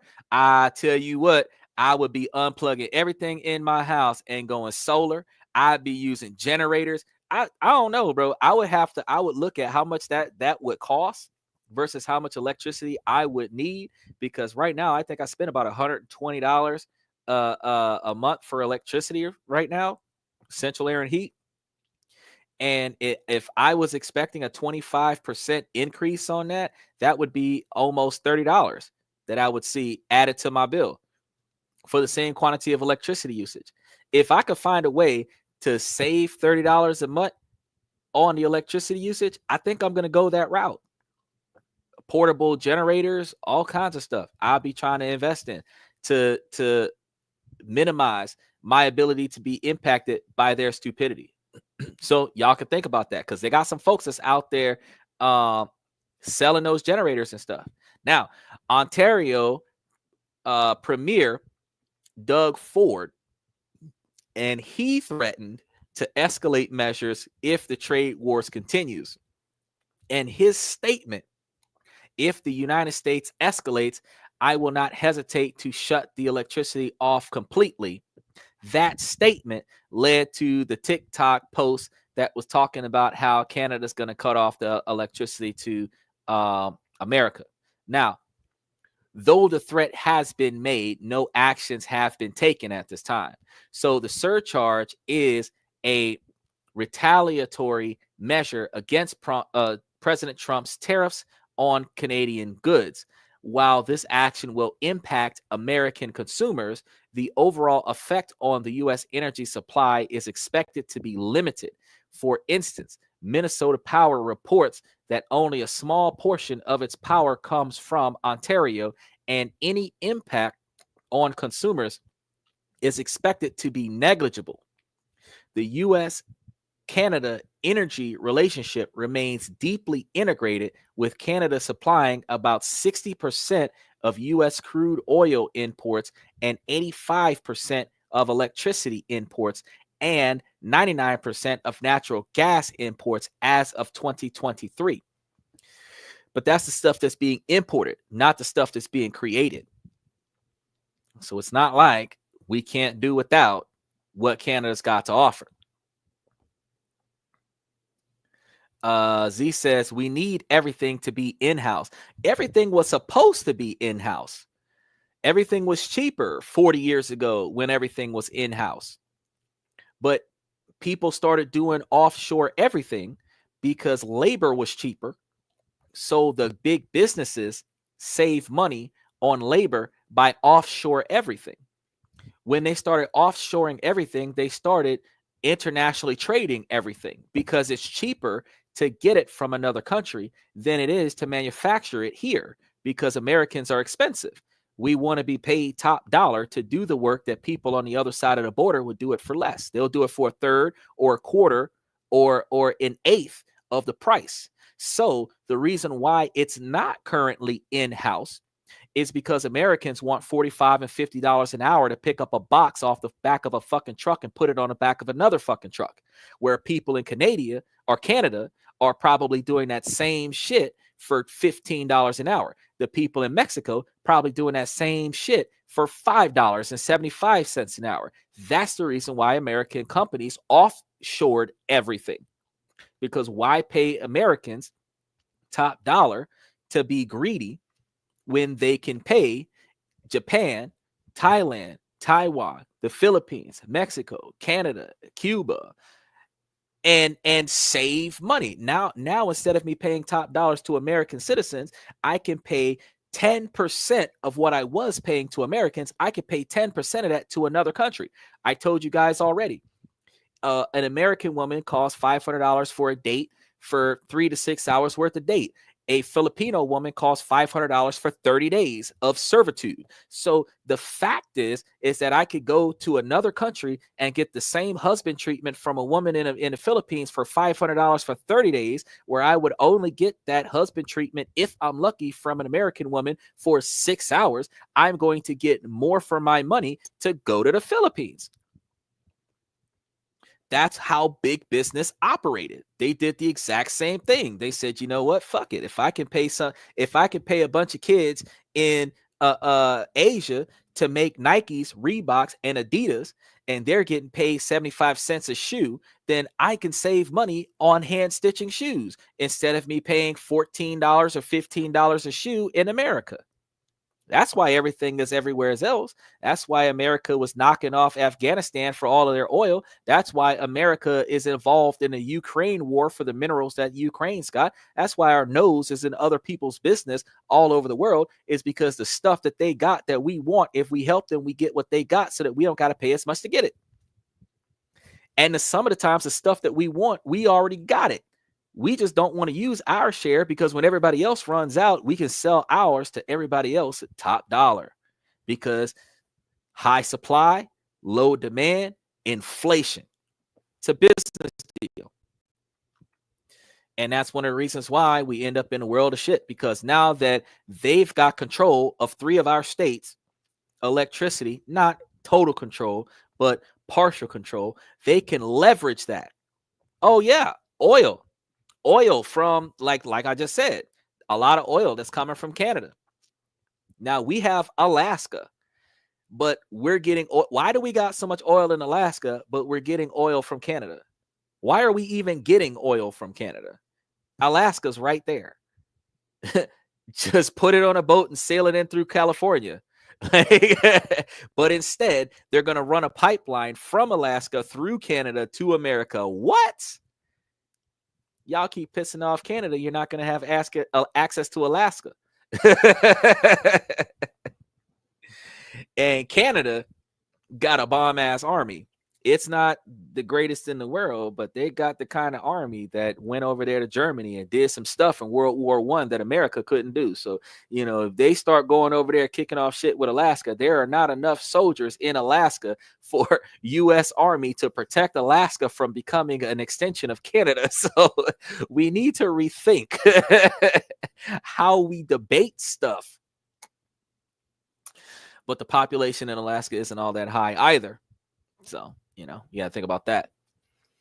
It's important to note that while Ontario has imposed the surcharge, it has not actually cut off the power to the U.S. states, and the situation remains fluid, and further development may occur as the trade dispute continues, and we're going to keep following that situation. So just note that as changes occur, every Monday, we're going to try to touch base on how the economy is being shifted so that we can understand how to navigate the bullshit, because it is going to impact us at some point. Because if we're getting less low cost oil from Canada, gas prices are going to go up. If we're dealing with increases in electricity, light bills going to go up. If there's other resources that we were getting regularly from Canada that we're going to have to either pay more money for or not have access to, the companies that were getting those supplies are going to not have access to those supplies or pay a lot more money to get those supplies, and that is going to increase the cost to the consumer to receive the product that is being made by the manufacturers that are impacted by Canada, which means that the poor folk are going to negatively be impacted by this because millionaires and billionaires pay the cost to do business. It's the cost to do business. But the rest of us that are trying to make ends meet, the rest of us that are living from check to check, have to deal with the increase of cost while we're dealing with the decrease of accessibility of resources. Definitely, he said, stay tuned as the world turns. I remember that show, As the World Turns, Guiding Light, Murder, She Wrote. All three topics relevant right now. Make sure that you guys like and subscribe as y'all pass through. Special shout out to Red Void on Twitch. The tariff imposed by Trump administration on Canada and Mexico have significantly negative impacts on the American economy. The 25% tariffs on imports from Canada and Mexico are expected to reduce U.S. economic growth. Real GDP growth is projected to be 0.6% lower in 2025, with the economy potentially growing only 1% compared to 2.5% last year in 2024. Ooh, I mean, to me, that doesn't sound like big of an impact, but to billionaires, that sounds like a massive, we could have made more money, but we're not. And a lot of more wealthy people are more stressed out about the money they didn't make versus the money they actually made. Poor folk, broke folk are gracious and appreciative of what they actually got, because life is uncertain and we can't guarantee that we're going to get our entitled paycheck. So we will not necessarily be complaining about, the majority of that. Will it affect lumber? Yeah. Canada brings wheat and lumber into America. So will that affect wood? Of course it will. Will it affect anything that is made with grain? Of course it will. How much? Not too sure, because Canada is not stopping the distribution of that stuff to America. America is only taxing Canada on that stuff as it comes to America. So Canada is not going to make as much of a profit on it getting to America. And that's why I haven't been talking about lumber, because on our side of the fence, Canada is selling lumber to us. And then we're taxing them to drive it across the border. That's the issue. They're selling wheat to us, and then we're taxing them to drive it across the border. So it's not going to, it will hurt us because they're going to ship less stuff, because they're not going to want to pay as much on the tariffs. So they're probably going to send larger shipments in smaller quantities to offset the cost, which means that there's going to be a lower accessibility of those resources in America. So real estate is going to be harder up. Construction is going to be harder up. Food is going to be negatively impacted by that, which means that the cost of food is going to go up because the availability of the food is going to be limited, which means that with high demand, low supply, the price tag is going to go up. You're going to see less of certain things in the grocery stores that came from Canada, like milk and other stuff. And you're going to, or if it's impacted by Canada's distribution, and those things are going to be less accessible on the shelf. And when people start being willing to pay higher prices for it, that's when the grocery stores are going to generically raise the price of those things. So milk might turn into $10 a gallon. Bread might turn into $7 a gallon. If it's hard to come by, they're going to raise the price on it. The tariffs are estimated to result in the loss of over 177,000 American jobs. And if Canada and Mexico retaliate, the job loss could increase to over 400,000 jobs. Now, compared to 365 million Americans, 400,000 jobs is not really a lot. But for the 400,000 people that are about to lose their job because they're not going to have work to do, because there isn't that much distribution of product now because of all of the stuff that's happening with the tariffs, you're going to get reduced hours, which means you're going to end up not having enough work, and then you're probably going to lose your job. If you are a part-time employee, you're going to be released, and if you are a full-time employee, you're going to be part-time because the company isn't doing as much sales, so they don't need as many people. If you're in a distribution center and there isn't much to distribute, you don't need to come to work as often, so that's going to hurt a lot of Americans. Now, does that hurt the billionaires? No. That hurts the blue-collar workers. That hurts the broke folks. Does the tariffs hurt Canada's citizens? No. It hurts the big businesses. It hurts the rich people. Because if they keep paying their customer, if Canada paid the tariffs and kept their wages the same and kept the profit margin the same, or not the profit margin, but kept the product sales price the same, the business would make less profits, which means the people who own the business would make less profits. So this is the rich versus the rich right now. Because if they just paid it, the poor people wouldn't be impacted. The 1.3 million people that are going to be impacted by the increase in electricity is not in wealthy communities. So the 25% increase on the utility bill in upcoming months is going to be negatively impacting middle class and lower class economy. But the electric company is owned by wealthy individuals in Canada. So the rich are attacking the rich, and it's negatively impacting the poor people. It's just, we ain't got nothing to do with it, but it's negatively going to impact us. Now, U.S. wages are projected to decline by 2%, by 0.2%, and by 0.5% retaliation if retaliation occurs. So right now it's going to decline by 0.2%, but if more retaliation occurs, it's going to be declined. It's going to continue to decline by 0.5%.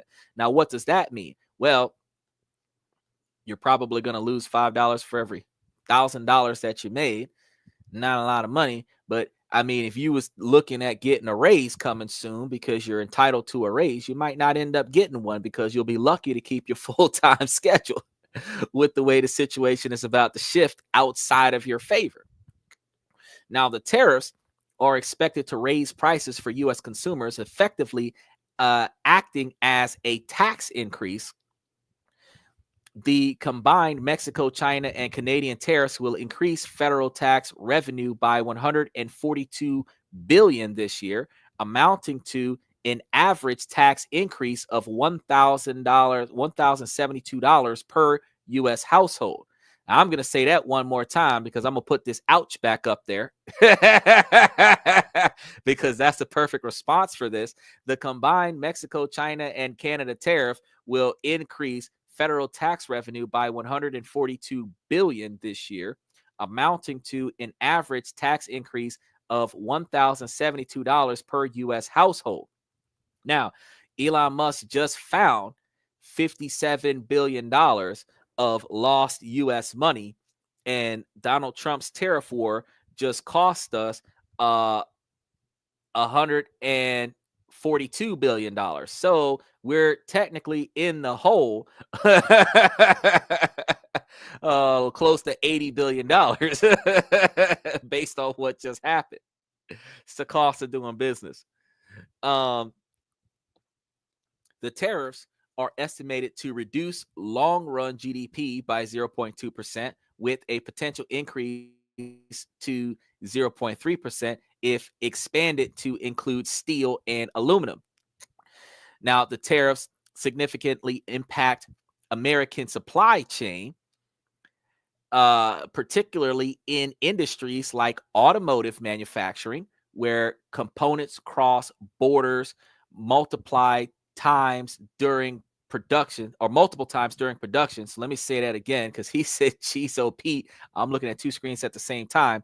The tariffs significantly impact North American supply chains, particularly in industries like automotive manufacturing, where components cross borders multiple times during production, meaning that they're going to put certain parts on it in Canada, they're going to put certain parts on it in America, then they're going to put the finishing touches on it in Canada, then they're going to ship it back to America to put it together. So That's gonna negatively impact your ability to buy a nice car for a cheap price. The tariffs may undermine the U.S. goal of developing more secure supply chains and competing with China, potentially leading to other countries to seek alternative trade partners. Jesus. These impacts demonstrate that while the tariffs were intended to address specific issues, they have resulted in substantial economic costs for American businesses, workers, and consumers. Now, for the third country that's going to fuck us over real quick, the escalation of U.S. tariffs on Chinese imports to 20%. And Chinese retaliatory tariffs on American agriculture goods have negatively impacted American businesses and consumers in several ways. So, U.S. companies import goods from China face an increased cost due to the 20% tariff, which affects a wide range of products, including consumer electronics, clothing, and toys. Whew, kids are going to be pissed off. School clothes is going to cost $40 a piece. School shoes is going to cost $75 for the kids. Micro machines and shit. Kids ain't going to have no Christmas this year. So it's going to be too damn expensive. I want a Batmobile. You want a job. That's what you want, little boy. Many businesses are forced to either absorb these costs, reducing profit margins, or pass them on to the customers, which is what most companies are going to do. And companies reliant on Chinese components for production experience, supply chain, distribution, and increased expenses, leading to delayed order and reduced investment on operations. Oh, let me do that one more time. Companies reliant on Chinese components for production experience, supply chain, distribution, and increased expenses, leading to delayed orders and reduced investment in operations. Whew. $200 for some New Balance. They're gonna go from New Balance. They're gonna call them MBs, like the Air Force Ones. You're gonna be like, bro, these bad boys expensive like J's, bro. It's a 2-consonant shoe, so you got to pay twice as much. You're not gonna be able to see them bad boys at Burlington Coat Factory no more. They're too damn expensive. Shit, y'all better start buying FUBU shoes. For us, by us. Y'all better start buying. Go back and look up them Sauconys. I know didn't nobody want to buy Calvin Klein because Calvin Klein is racist, but Calvin Klein, if I remember correctly, is an American-made company, and Calvin Klein is going to be cheaper than New Balance. Calvin Klein might make a comeback now. You already know that it's a problem if it's not sold at Walmart, because Walmart sell most of the cheapest stuff, Walmart and Payless. So if you can't find them shoes in Walmart no more, that means them bitches ain't cheap. Because you will never see a pair of Jordans in a Walmart.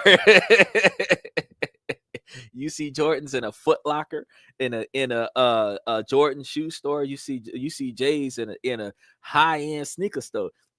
When New Balance is shown in exclusive Foot Locker mall stores only, that's when you know them bitches ain't cheap no more. You're gonna have to buy it. The kids is going to school with Crocs on now.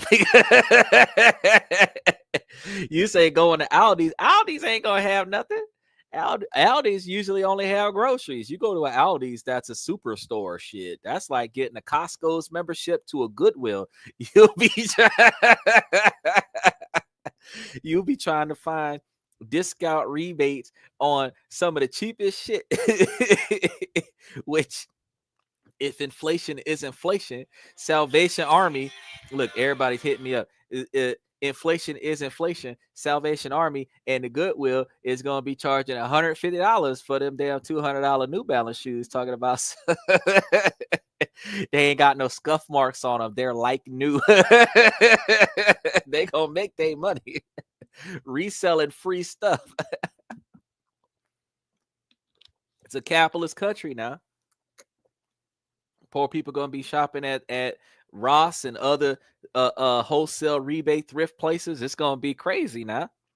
Times is hard now. We just finished talking about how it costs so much money to get out there and date. Now we talking about it's so hard to live. You're gonna have to date somebody to afford to buy some cheap ass shoes because money is gonna be nah, bro. It ain't just pre-owned, it's certified pre-owned. Certified pre-owned shoes, certified pre-owned school supplies. You know, the TI-86 calculator that everybody need. Them bitches is going for like $35, $40, $55 on eBay right now. Calculator 15 years old, bro. When the calculator was first sold, it was $55. That same TI-86 that's 15 years old is being sold brand new for $900 for a fucking brand new calculator. You ain't might as well just live on pre-owned. Talk about something. If the bitch still work, I'll still use it. China's retaliatory tariffs of 15%. Look now, I got y'all real hit right here. Y'all about to get mad. It all the hood is about to get ripped with this right here. We about to literally start protesting like grocery stores. We about to start protesting meat markets. We about to start protesting the barbecue place because look, the China walk is about to get protested on, the Vietnamese place, and I'm about to tell you why. Because listen to this now, and y'all gonna throw y'all nine tails into the comment section. Let me know how y'all feel about this stuff. But China's retaliatory tariff of 15% is on chicken. Now, you know how much homeboys like chicken. Now you gonna sit over here like we not our chicken is gonna cost 15% more. A fried chicken gonna cost 15% more. Wheat is about to be taxed, and corn. And then it gets worse. They're about the 10% tax on soybeans. So Doritos is gonna have a 10% increase on it. Pork, the boneless spare ribs is about to cost more money. Beef is about to cost more money. Fruit is about to cost more money. They're talking about 10% tax on that stuff for U.S. agricultural products. And they're going to be more expensive in China, reducing demand, which is going to increase their supply, which means that they're going to be able to sell it cheaper over there, but we're going to have to pay way more over here to get it. Man, that make me want to, I'm going to have to go on down there. He said Popeyes already through the roof. Bro, I went to Popeyes, paid $20 for 8 pieces of fried chicken, just a chicken. Went to KFC and paid almost $30 for, I think it was like a 10 piece or a 16 piece of fried chicken, just a chicken, not the sides, not the family pack with the drink. They didn't give me freaking ketchup packets. I just bought the dried chicken. And it was like $20, $25 with taxes. I'm like, what? At this price, I could buy 10 pieces of chicken from the grocery store for $11.99. Buy the seasonings and stuff for under $5.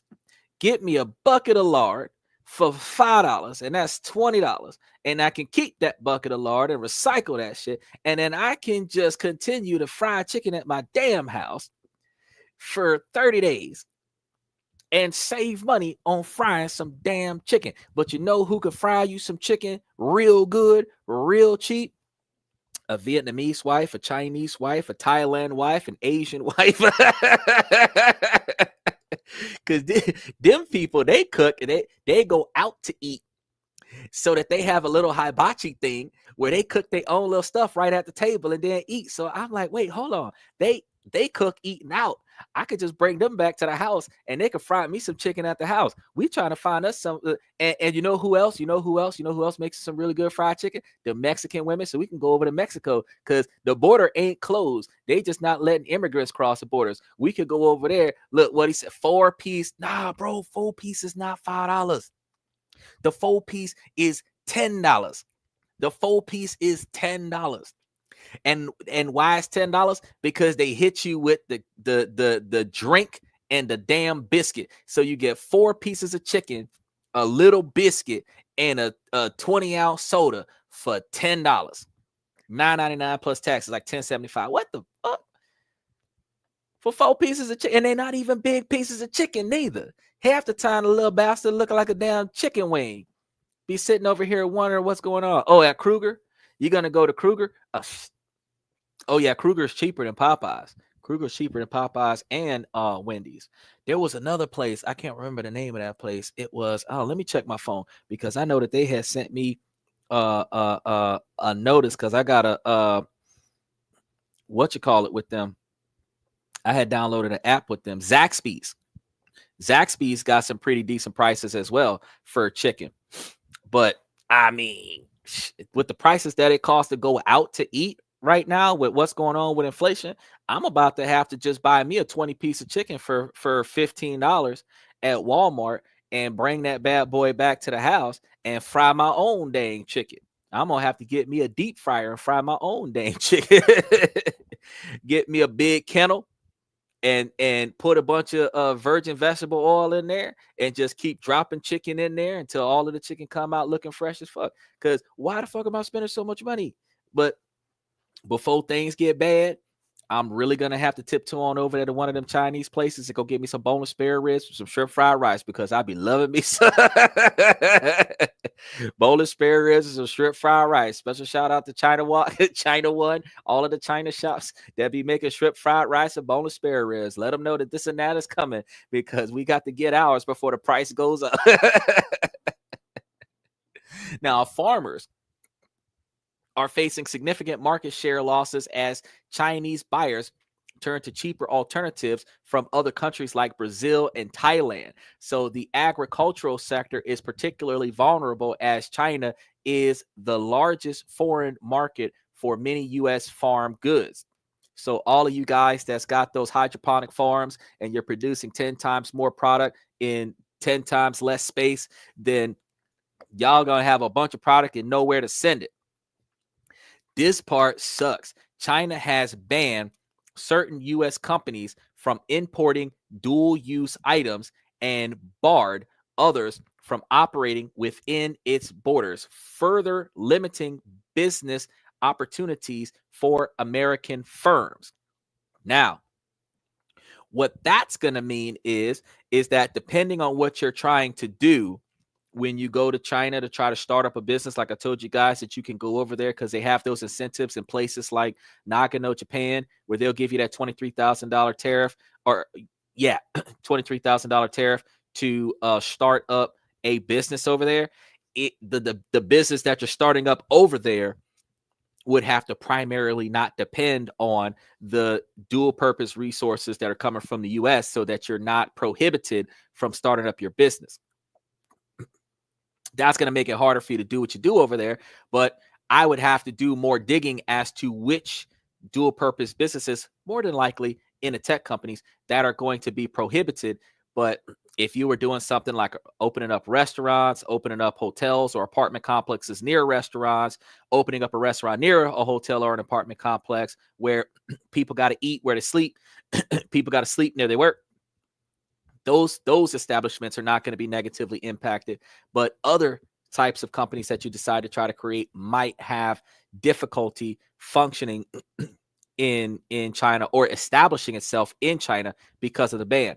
Now, tariffs lead to higher prices for imported goods such as smartphones, toys, clothing, and groceries. So everybody that's looking for that iPhone coming from overseas, that bad boy iPhone 16 might be delayed. It might be hard to come by. You might go to your local T-Mobile store and find out that it's on back order.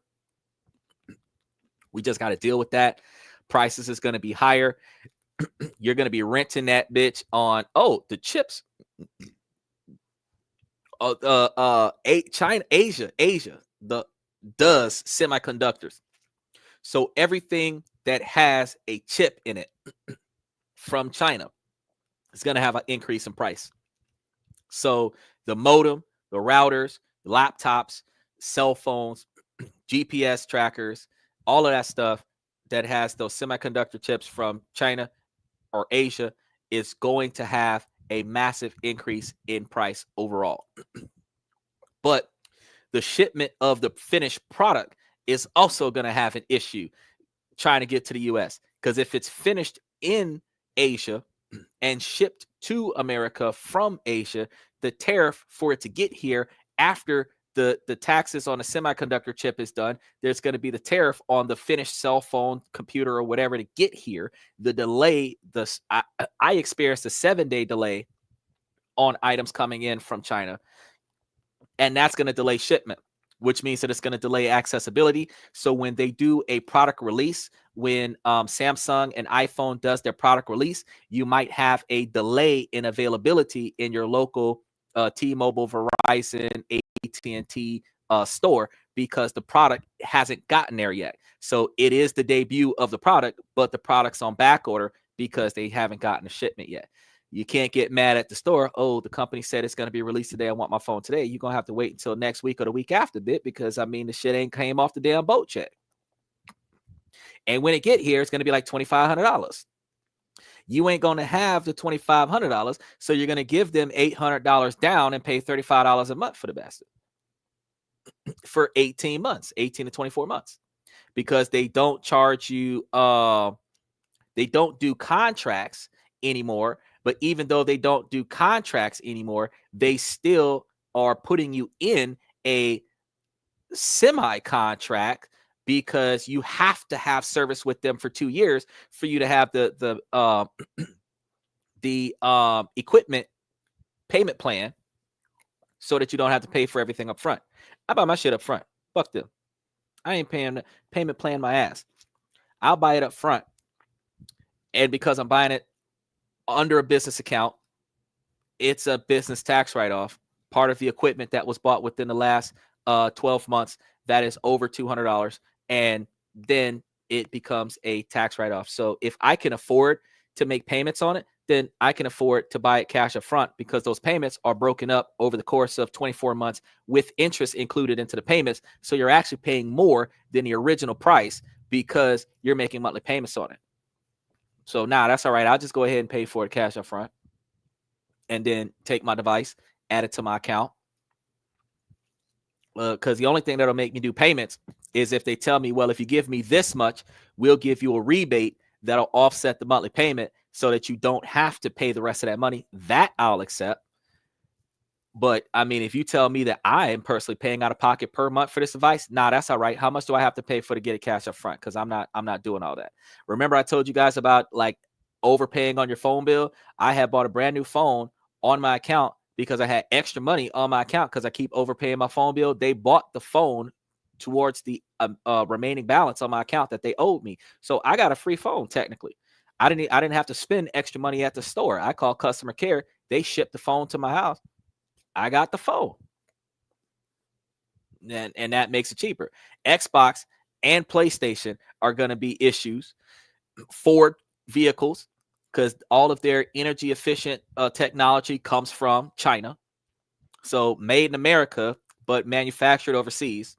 Dodge, made in America, but manufactured overseas. We're going to see some tough times if things don't improve over the next few weeks. And since this is going to happen to smartphones, toys, clothes, and groceries, look, we're going to be in a different world for those people that want brand new stuff.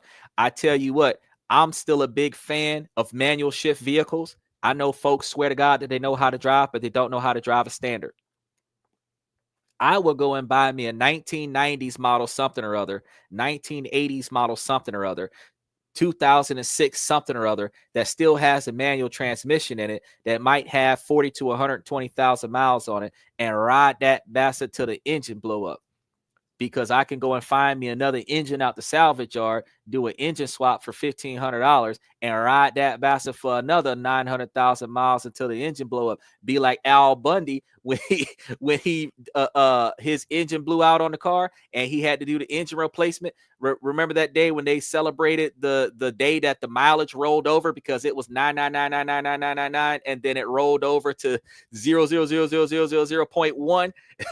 That's exactly what the fuck we are gonna do. I'll buy me some old shit. I'll buy me some old shit cash up front for $5,000 and ride it till the wheels fall off. Fuck you mean. He said, weren't they building a chip factory in Texas?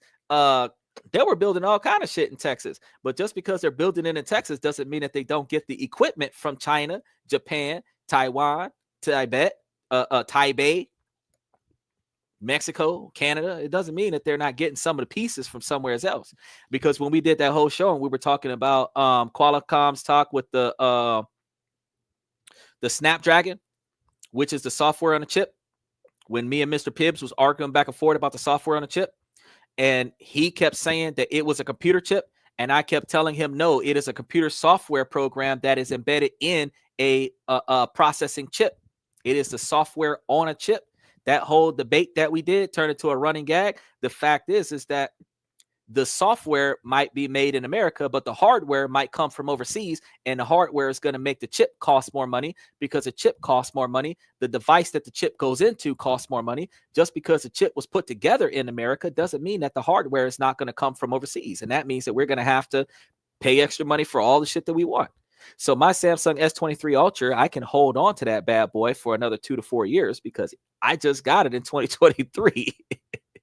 And it ain't but 2 years old because it just came out September 23. So it ain't but 2 years old. I can hold on to it for another 2 years. Let the trade war die down and go get me an S26 instead of wasting money on a $2,000 cell phone every year. Makes no sense. Nothing's wrong with the phone. It's got a warranty on it. So if I crack the screen, I can pay $250 to get me a replacement. It's easier to get a $1,500 phone for $250 than to spend $2,500 for this year's model when they're about to release next year's model in September. So the 24 just came out. The 25 is about to be released, and they're talking about the 26 already. What? And the only change that they made was the camera, probably memory space, because they're going from the gigabytes to the terabytes now so that people have more save space because everybody's doing video recordings now. And that's pretty much it. They're not doing nothing else. The hardware stays the same.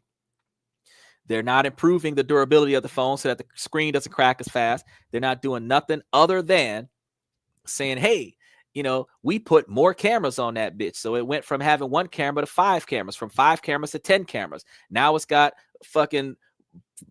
it looks like a spider with all of the 80 eyes on the back of the damn camera. And then it's got just 1 front camera, and everybody's doing a selfie. So here's the question I have for cell phone companies. This is a side topic rant real quick. Why the fuck do we have 13 cameras on the back of the phone when most people do a selfie where the phone is facing them? There's only 1 bullshit ass camera, 13 on the back, and the 1 bullshit ass camera on the front that gives us the maximum quantity of quality for a selfie video, selfie phone. But all of these back here help us with taking shots of other people, taking shots of what's going on over there, being nosy and watching the police beat that guy's ass because they actually pulled over and cooperated. So you got 30 cameras on the back for that. But if I want to record myself, I got the same bullshit ass camera from 2010 on the front. They ain't did nothing about the front camera. And iPhone cross-branded with Samsung Note to self. That's why Samsung Note looks just like iPhone Titanium. That's why Samsung 2025 S2025 looks like the iPhone 14. That's why the iPhone 15 looks like the 2026. That's why the Ford Mustang looks like the Dodge Hellcat. That's why the Dodge Hellcat looks like the Dodge Demon, and the Dodge Demon looks like the Chevy Corvette. I'm just trying to tell y'all, they sharing their information because it doesn't matter what it looks like. What matters is that we're willing to pay for the brand. We're willing to pay for the logo. So the government can see where you're going. No, they don't put a bullshit ass camera on it so that the government can see where you're going. They put location tracker as a damn near mandatory automatic on switch for every app in your cell phone to function correctly, and unilaterally, because we want to have our GPS features to function better on our cell phones, we allow ourselves to be tracked by the U.S. government. Everybody with a cell phone is being tracked. Everybody with a cell phone is being wiretapped. Everybody with a cell phone is being videotapped, because we agreed to that in the terms and conditions by granting a third party access to our camera and microphone so that we can use that app. So every app that we have on our phone that does video or audio, anything, we have granted public access to tamper with and compromise our cell phones, camera, and microphone. If you want to have a private conversation in your house, it is better for you to take all of your electronic devices and take them out of the room that you're having the conversation in. That is the only way you're going to have a private conversation. If you have an Alexa in your house, the feds know what you're talking about in your house, because just like Alexa can order you some shit off of Amazon, the feds can listen to what you got going on in your house. This is true stuff.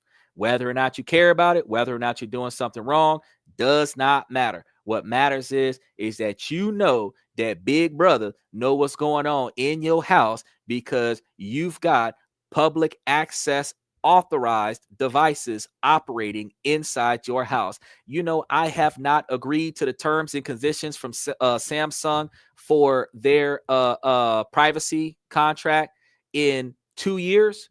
I don't agree to whatever their current privacy contract is. So they cannot do whatever privacy contract manipulation that they have done since the last time I fucked up and agreed to it. Every time that app pop up, that link pop up, it says approve the terms and conditions. Nah, that's all right. I don't need that. If the phone still work, I don't agree to nothing y'all got going on, because if I can use my phone without you having the authority to violate my privacy, I am not going to give you any authority to access my privacy, because whatever rights I have goes out the window when I click that agreement button, because the terms and conditions have asterisks in there, and those asterisks have a subsection that most of us don't spend time to read, that 38 pages of scrolling to get to the bottom, where somewhere in there we are granting Samsung and our carrier to tamper with our saved files, our personal data, our financial information, our microphones and our cameras. We are granting them the right to access that information, which is the reason why our cell phones can send us all kinds of bullshit ass ads that we were not interested in, because the phone heard us talking about it earlier today. Massive data dumps at 2 o'clock in the morning, because it is taking all the information from the conversations that we've had, and it puts it into a thing, sells it off, and then ads come back. So tomorrow, if we were talking about all the stuff that's going on with the economy today, tomorrow, a lot of y'all are going to have a lot of crazy ass apps first thing in the morning. When y'all open your phones up, y'all going to have a bunch of ads up there like, what the fuck is this? It's not random, because you were on this channel watching this stuff, talking about these topics. Your cell phone is going to be advertising you stuff related to today's conversation. It's just what they do. Outsmart said if Xander was a medieval knight, his suit could be a sword and body armor. That is true. I covered my cameras with electrical tape. Yes. You cover the camera on your laptop with electrical tape, unplug your webcam. You cover the camera on the back of your cell phone. You cover the camera on the front of your cell phone. You put your cell phone in a case, a like zip bag that might be covered with metal stuff, so that there's a lot of stuff that you got to do to keep yourself from being unnecessarily supervised. Now, if you ain't got nothing to hide, then yeah, why not? But I mean, if you got stuff that you don't want people to know about, even if it's legal, you got to put more effort into keeping your stuff secret. Now, some issues that we're going to have with groceries. Fresh produce imported from Mexico and Canada face price hikes due to the border tariff policy, and retailers anticipate passing increased costs onto consumers, further straining household budgets amid existing inflationary procedures. And the combined tariffs are projected to reduce U.S. GDP growth by another 0.4%, equating to, this is the part that you were asking me earlier, how much do you think that that's going to cost us? The growth is going to be 100 billion in economic losses. That's what we're going to be experiencing. The reduced wages and job losses in affected industries exacerbate financial challenges for American families. Investor concerns over trade conflicts have led to downturns in U.S. stock markets as businesses face uncertainty and reduced earnings potential. Tariffs contribute to higher inflation as businesses pass costs onto consumers while struggling with disrupted supply chains. And these tariffs create widespread challenges for American businesses through increased costs and reduced export opportunity, while burdening consumers with higher prices and contributing to economic instability. Woo! This seems like an X-Files episode, but it's true. Some devices do record you. No, sir, not some devices. All devices. All devices. Every single electronic device that has a camera and a microphone is able to document all conversations within the functioning range of that device. Any transmissions from that device can be dropped down onto any server that has access to that device, which stores that data, which constitutes a recording. Whether or not the information that is stored on those servers are used for positive or negative purposes is at the discretion of the person that has possession of that information. Any information that goes into the quote unquote cloud is accessible by everybody who has access to the quote unquote cloud. Everybody that has access to a computer has access to the quote unquote cloud. Everybody who knows where to go to find that information has the ability to access the information that's in the quote unquote cloud. So anything that is supposed to be considered private is supposed to be stored on a private server, on a private database that does not have connection to the internet. Otherwise, it is accessible by the public and can be used without your knowledge or consent by the public. Now, is that against the law? Yes.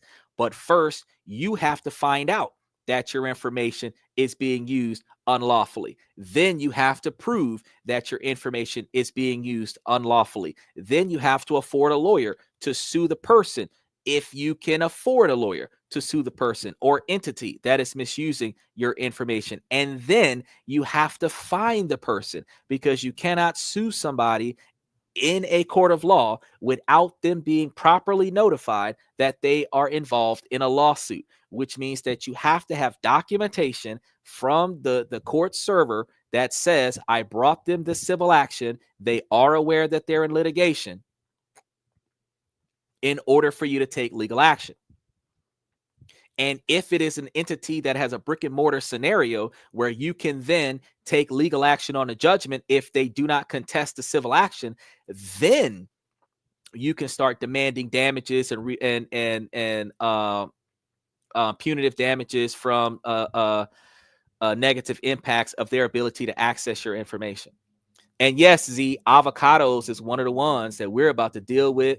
Avocados, probably coconuts, tequila, because Mexico got a lot of tequila. That Jose Cuervo with the worm in it. We about to bite the dust. Outsmart said yesterday, you mentioned how something decreased value in March and peaks its value in October. I was talking about Bitcoin.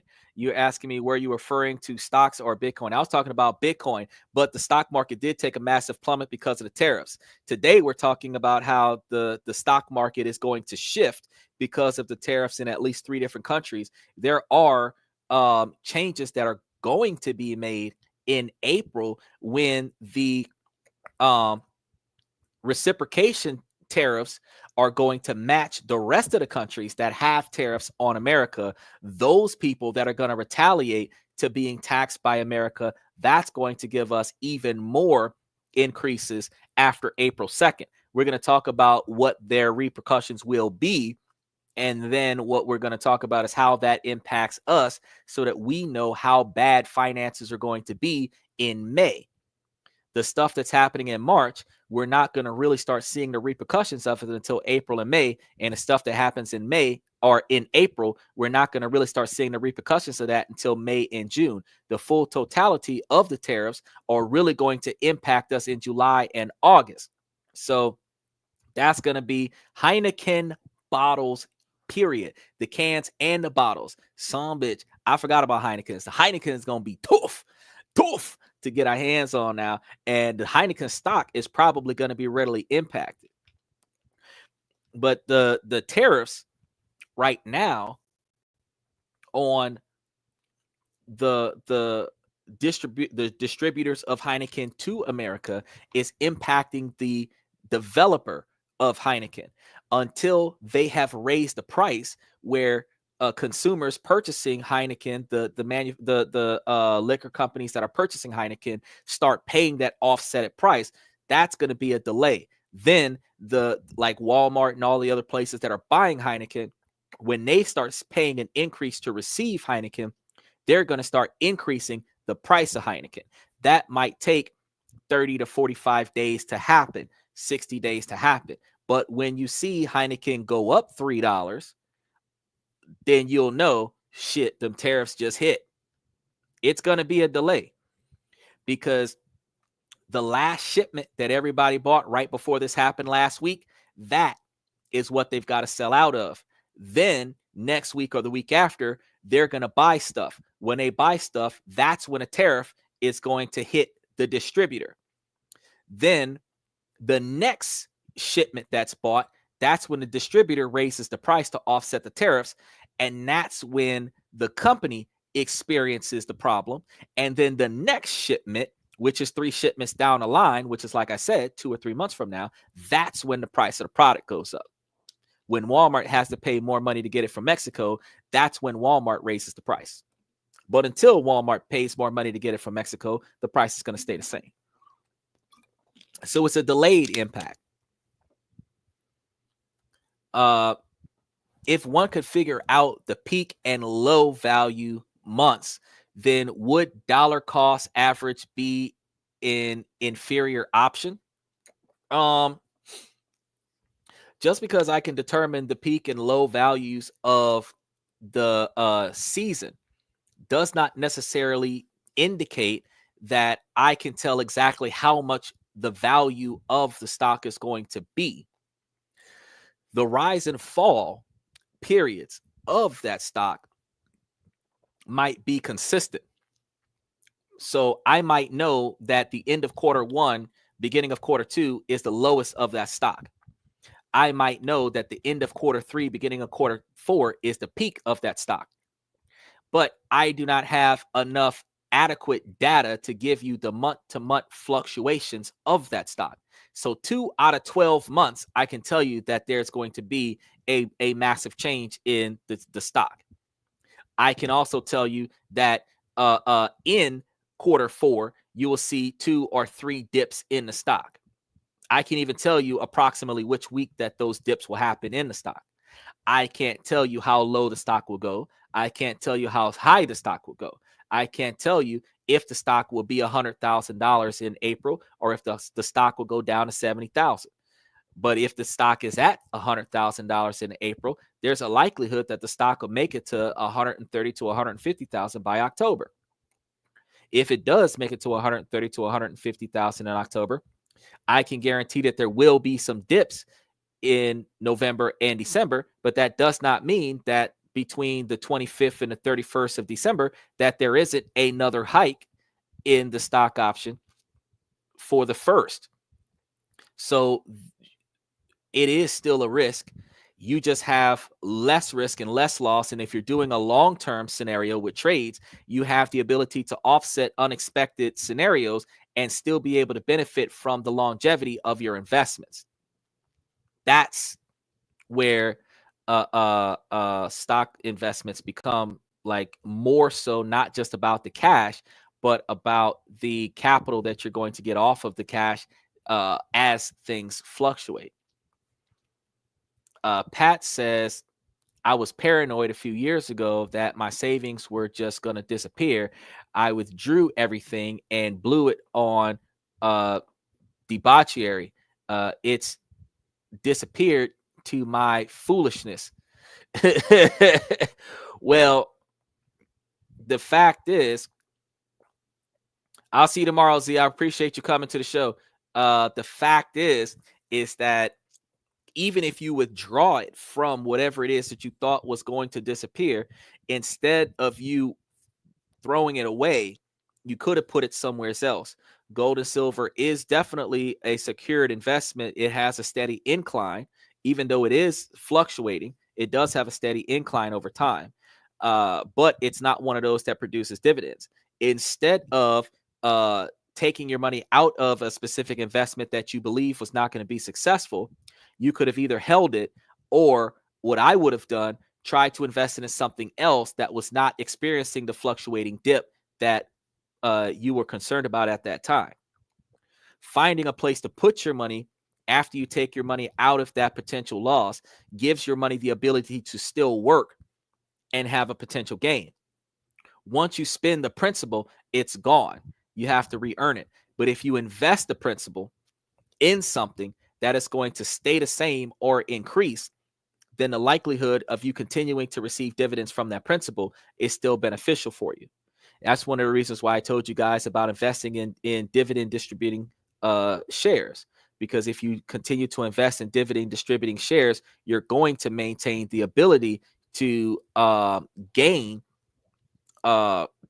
money back off of the principal, where there are going to be dips in the market at times, because like Orchid just took a dip in shares. So out of the $1,000 worth of shares that I put in there, I've got about $954 worth of shares in that particular stock. But the stock is liable to go back up after they finish rebuilding California. It's still going to give me the 12 cents a share dividend distribution. So I'm not really losing out on anything. It's just the fact that the value of the shares have depreciated immediately after they started rebuilding from the fires in California. So if I wanted to move my money from that place, instead of moving my money from that place right now while it's low, now is a good time to buy into it, because when it goes back up, and it will go back up because it's been there for 25 years, it will go back up. If I buy into it right now while it's low, when it goes back up, I'll experience an increase. But if I'm looking at Twin Harbors that's doing 45 cents a share and it's at $13.50 something cents a share, where two Orchid shares is equivalent to $16 and one Twin Harbors share is equivalent to $13, I'm actually spending about $3 less for 2 shares of Orchid, where Orchid is putting out 12 cents a share, which is 24 cents distributed, where Twin Harbors is putting out 45 cents a share. So I'm actually making 21 cents a share more for 1 share of Twin Harbor versus 2 shares of Orchid. So instead of selling off the Orchid stock and losing $54, I'll leave it there, let it increase, but take the dividends distributed from Orchid and Twin Harbors and put it into Twin Harbors, because Twin Harbors is going to give me another 45 cents a share every 30 days. So instead of throwing your money away, you want to recoup losses. So if I lost $54 on the depletion of one stock option, and then I put my money into another, put the dividends distributed into another stock option, the $100 or $200 that I get back off of the $3,000 that I invested, I could put that into a different location, and that would get me an increase of revenue overall. My annual is probably going to still be higher, because if I'm getting $100 a month annual dividends based on the value of the shares, the dividend shares, I could be getting back $1,200 a year annually off of such a small amount invested. So if I'm getting $1,200 a year annually off of a total of $3,000 of investments, that's a pretty decent chunk. You're looking at almost a little over 30% of what I put in. Now, if I continue to increase that value, continue to reinvest that value, the 12 months after that, without putting in stacks of more cash, just reinvest the interest on the money that I got off of that scenario, I could end up turning $3,000 into $5,000 and turning $5,000 into $7,000 and turning $7,000 into $12,000 and continue to stack that just by leaving the money there and reinvesting the dividends. But a more effective way to make your money make money for you is every time you have extra money that you don't need, you take all of it and add it to the principal. Anything that's successful, that's giving you high earnings, reinvest into that, continue to increase the profit margin, continue to increase dividend distribution, and you'll see more profitable success. So now that you learn that taking the money and wasting it because the country is about to go to shit, that's not a smart move. They tell you the world is about to end. Don't worry about it. Let the money ride, because at the end of the day, if the world doesn't go to the end like Y2K, instead of being broke tomorrow, you still got a shit ton of money. So let's see what else we got going on here. Now, from tweeting directly to his followers to bypassing the mainstream media and speaking directly to the nation through rallies and speeches, Trump's proven himself to be a master of manipulating the media landscape. And when it comes to policies, he's not afraid to take drastic actions, whether it's imposing tariffs on foreign goods or imposing travel bans on entire countries. Shit, I need to talk about that one day. One of Trump's most notable moves has been his use of social media to bypass traditional channels and speak directly to the American people. And I mean, whether you love him or hate him, you've got to admit that he's got genius level understanding of how to use Twitter to shape the narrative and drive the conversations. And that's one of the reasons why we have seen in recent times where a lot of the political debates that are happening in the White House are being broadcasted across social media, live on YouTube, live on Twitter, and it is bringing more awareness to the public. Now, TikTokers have been taking what's going on in the public, in politics, and spinning it in a way to drive clickbait, to get people to talk about the hypothetical falsehoods of what's going on in the country. And it does raise a false scare to individuals. But the truth is that if we pay attention to what's really going on by coming to this and that, while we talk about this, that, and everything in between, you will come to find out that a lot of that shit ain't really going down the way they're saying, which means that we're probably going to see a whole lot more positivity than what they're claiming on other social media platforms. Outsmart says, with decent quarterly dividend yields, or dollars or euros, one could move to a country with a far inferior currency and live like royalty. That is actually the fundamental concepts that I talk to you guys about every week when I give you guys a different country that you can invest in, a different country that you can live in, the standard of living of that country, the incentive opportunities that they have. Because if you are in one of the most expensive countries in the world, if you're in one of the top 3 or top 5 most expensive countries in the world, then you can find some of the top 5 cheapest countries to live in. You can make profits off of that expensive country and redirect the profits to the cheap country, and then your standard of living will go so much further. If you can make profits in America and live in Asia at 30% of the standard of living in America, your $60,000 or $70,000 income in America. Okay. So my mistake, British pounds versus euros. So he was talking about British pounds. I called it euros, but it's pounds. The initial, as soon as I saw the emblem, I thought euros, but you're not in the euro area because you're in England. So you would be in the pounds area, but I don't experience pounds that often. So I immediately switched to euros. That's my mistake. So correction, dollars to pounds. See, I did it again, dollars to pounds, but dollars to pounds to euros, all the way around. It's all still the same. If you are able to adequately maintain a high level or reasonable level of distribution of dividends, whether it is monthly, quarterly, semi-annual, or annual, because you can have a diversified portfolio that does a little bit of all of that and ultimately end up with a regular distribution of wealth. The money that's coming in could be directly deposited into an offshore bank account in a country of your choosing, and then that country you'll be collecting money from America.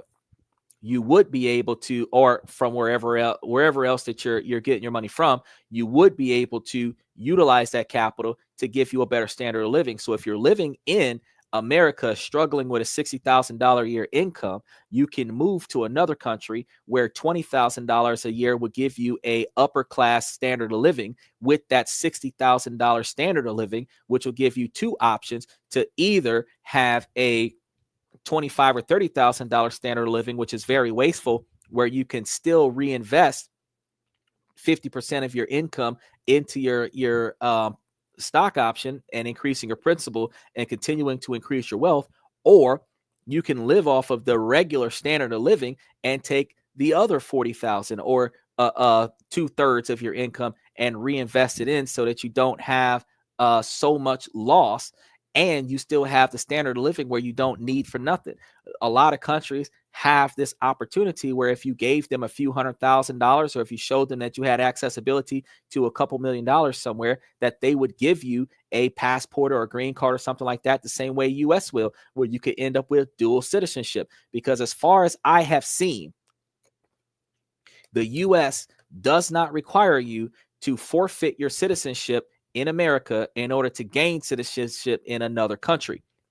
Only countries that require you to be a sovereign person to claim citizenship in that country require you to forfeit your citizenship in America. So if you can acquire dual citizenship, you still retain your American citizenship, but you also can retain citizenship in a new country. He said, I don't blame you there.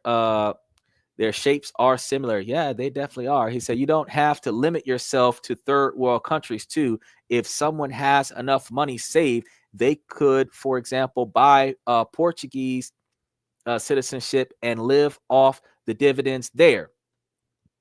You got to have a pretty enormous ego. If anything, they can just go to another country and you're royalty. Well, you actually don't need to have that big of an ego, and Usman is right. It doesn't technically, Usman. Just for the sake of, they call it a third world country, but it's not really third world countries. Most countries are reasonably developed. It might be considered underdeveloped in comparison to the technological advances of Asia or America, but it is not necessarily a true third world country where everybody's living in huts with no electricity and no cable and drinking from a water fountain 13 miles away from their house. It's not necessarily like that. And you're right, you can invest in Portuguese or Portugal, but when you think about how the cost of living in Portugal is more than 50% less than the cost of living in America, that's equivalent to Cambodia, that's equivalent to Thailand, Philippines, China, Taiwan, Japan, Switzerland, Brazil, special shout out to Romania, Indonesia.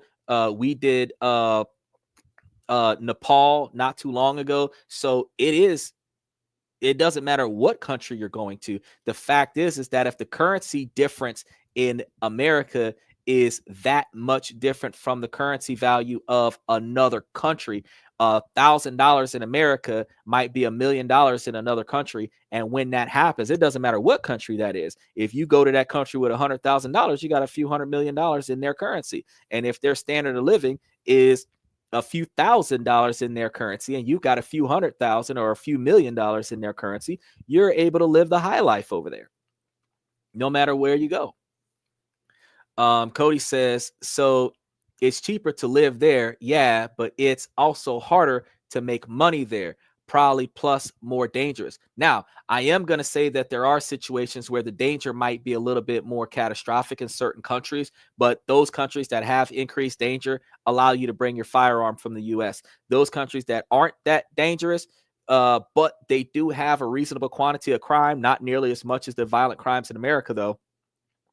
those countries are going to have certain things like weapons bans and other such. But if they have weapons bans, the average crime might still happen, like the pickpocket, purse stealing, stuff like that. But the average crime is not going to be like a mass shooting or some other stuff like that. You have to remember that. Now, the other thing that we also have to pay attention to is certain countries like Japan and Taiwan and stuff like that, where they don't have brink security systems on their houses. They might have like a regular padlock. They might have regular slide doors. They might have like the stuff that you see on the movies where like somebody can just open the door because everybody know everybody. The kind of crime that you're going to have over there is going to be like petty theft. You might have sexual assault. That happens all over the world, but you're not going to have like hostage crises where they're holding everybody at gunpoint at the nearby bank. You're not going to have situations where they're holding a hospital hostage because they won't operate on your family member because you're too poor, kind of stuff. They're not going to have a John Q moment over there. So you got to think about, like, if you go there and check it out, if the damage is if the danger is too much, then you don't want to stay there. But if you go there and it turns out, because you're an American, they treat you like a god. If you respect them the way they're respecting you, and you return their appreciation and their value in kind, you will become not only idolized, but their best friends, which means you're less likely for negative controversy because you'll have a whole neighborhood or a whole city that will protect you from the negativity in that society, because before they could dislike you, you took their praise of you and reinforced a positive environment for them to give reason to have 13 different people to fall on a knife for you, so you ain't got to get robbed. And if you're an American and you got that much money going around, then can't nobody argue with you, fuss at you, or threaten you, because you could pay 12 people in your neighborhood to fuck that guy up.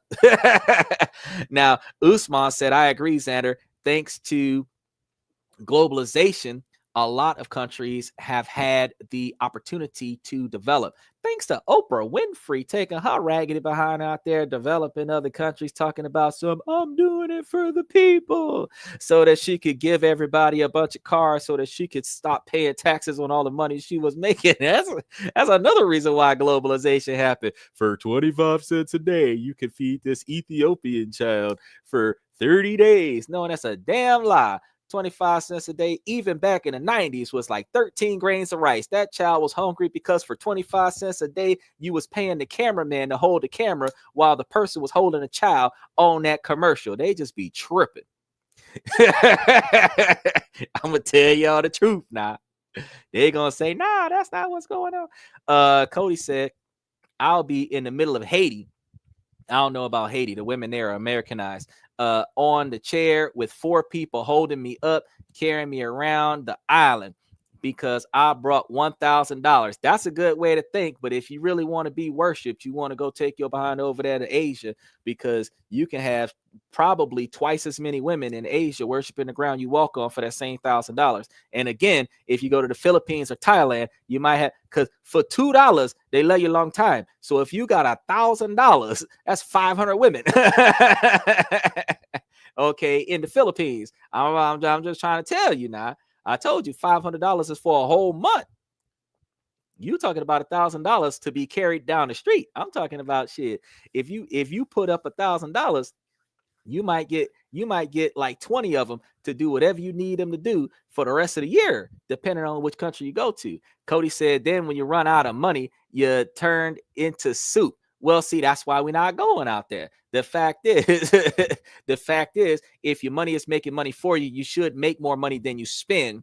And if you make more money than you spend, you always got money. So there should never be a situation where you run out of money. And that's one of the reasons why Monday, Tuesday, and Wednesday, we talk about all the ways that our money is being impacted, so that we have the opportunity to take the time to make more money for us. That way, when we start making big money moves, we're not taking our last dollar and making one big move one time. We're taking up 30% of our first dollar and making a big money move. And if it's a good move, we can make that same move 4 more times with the same quantity of money. And if we're turning back profits off the first time, that means we could do it 5 more times. And if we're turning back the profit off of every time, that means that we can do it an unlimited period of times, because we're only investing 30% of our wealth in a big money move.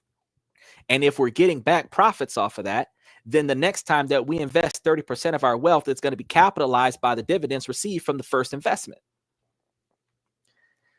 Now, whether Donald Trump is taking shorts or doing shots or taking blows at his enemies at the rally basis, Trump's tweets are always must see on TV, and Trump's always been using his speeches to push his message and rally his supporters, from his infamous inauguration address to his more recent State of the Union speech. I know y'all seen that. And Trump's shown a remarkable ability to connect with his audience and drive home his point. When he kicked that man out of the inauguration, I don't know what he kicked that man out for. I just know he gave the dude the boot. And let's not forget his policy initiatives, from border wall to the tax cuts. Trump's been willing to take bold actions to get what he wants, even if it means going against the status quo.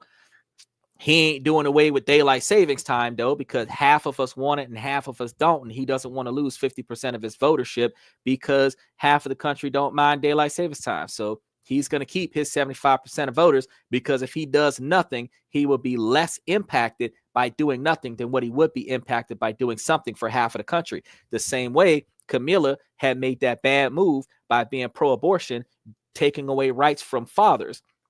Then following that, by talking about giving reparations to all black people, which took away from equality against white people, which, again, you did 50% of the population in one situation and 50% of the population in another situation, where only 25% of the population was not negatively impacted by that, which would have ironically been the 25% of Caucasian women that were not negatively impacted by that.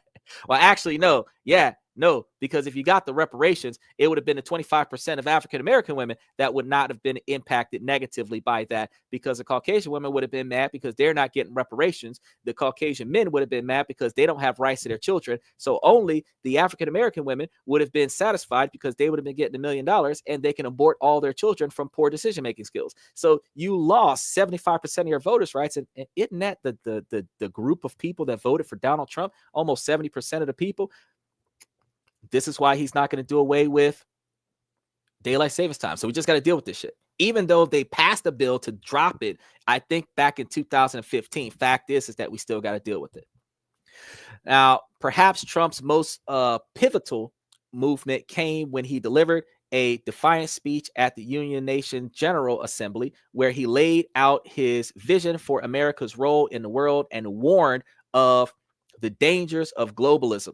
It was a speech that sent shocking waves around the world, and it marked a turning point in Trump's presidency. For the first time, he was speaking directly to the international community, and he was making it clear that he wouldn't be pushed around.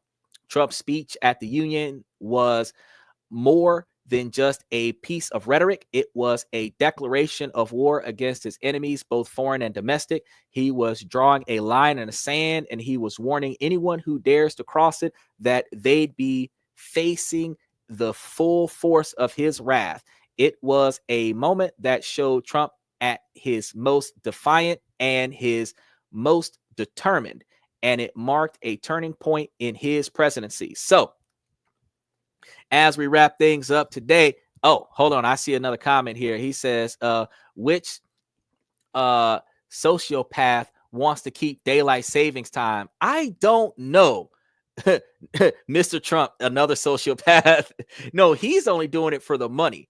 But I don't know the sociopath. Okay, I know the sociopaths. So the mothers that don't want to take their kids to school at night because it's dark out at 5 a.m. when daylight savings time is not in play, those are the ones that don't want to do daylight savings time. Because if you rise with the sun, sometimes your kids just not going to be at school on time.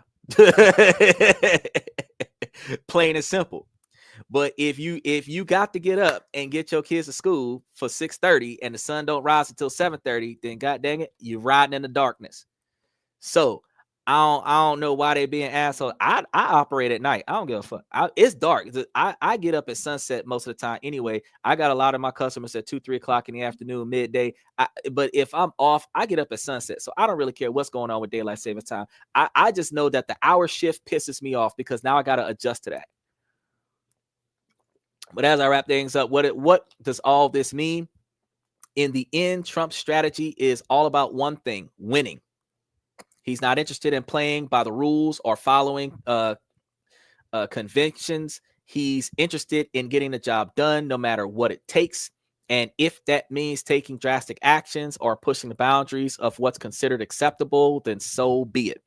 Now, another thing that he is going to do is definitely make sure that Xander's real life blade definitely. Oh, yeah, I got that big ass blade too.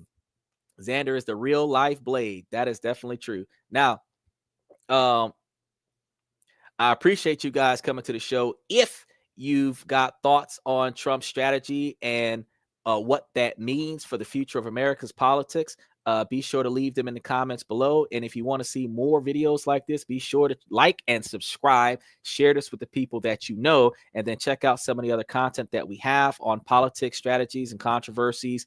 And make sure that you don't forget that we will be live tomorrow. So we will be here with some more antics when we're talking about all of the capital and everything that is related to cryptocurrencies and ETFs and other such. Now, since we're going to be trying to isolate our individual focus on digital currencies, I'm going to limit my research to digital currencies. That way I can talk about more alternative kinds of digital currencies. So that is going to be a different concept. So I noticed some people are going to start asking me about stuff that is not related to digital currency. And like I said, if they do, I'm going to redirect them to talk to me about that after I've done my research on it. And that's what we're going to see in a follow-up show, probably the following Tuesday, when they ask me about something else that's not digital currency. Cody says we should build a mega city called Trumpotopia in the middle of the country. Wait, oh, you didn't hear about the Iron Dome of America? It's already going to be built. It's already going to be built. Now, unfortunately, I do have something that's about to pop up in about 3 minutes, so I have to end the show here. I appreciate you guys coming to the show. Cody said it reminds me of ancient Rome, where everybody just had to have a Caesar. And now we have Caesar salad.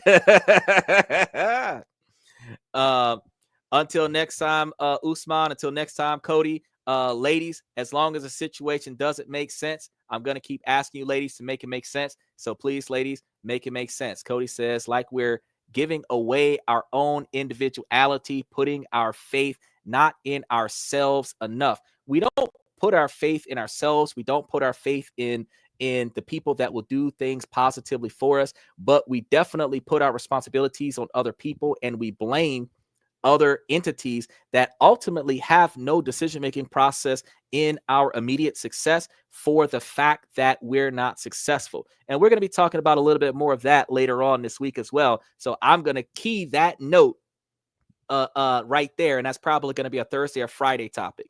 Cody says, God bless, best everything, and thank you. The best show ever. Respect. I really appreciate that, Cody. Thank you so much. Thank you guys for coming to This and That. I appreciate everybody that's been coming to the show on Twitch, Twitter, and YouTube. Yeah, I said that right. My name is Xander. Thank you for coming to This and That, where we talk about this, that, and everything in between. I'm going to see you guys tomorrow night, 10 o'clock Central Standard Time in the PM time.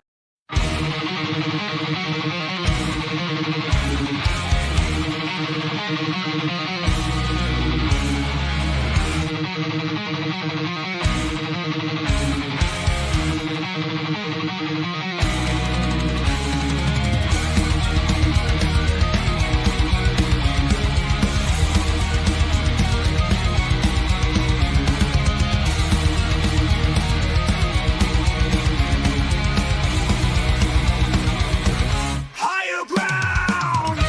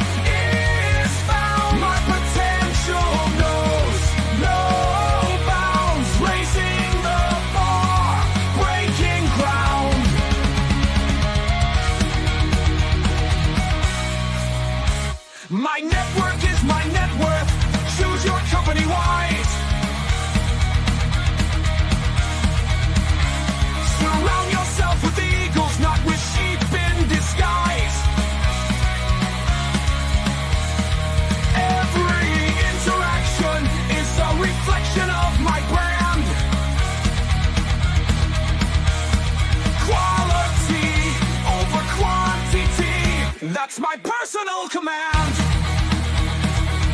I'm not landing on higher ground where excellence is found. My potential knows no bounds, raising the bar, breaking ground.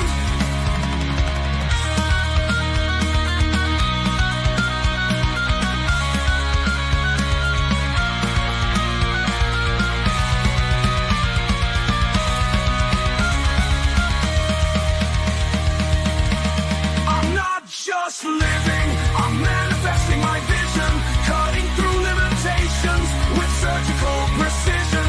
My expectations are my compass, my respect is my shield to mediocrity and chaos. I will never yield.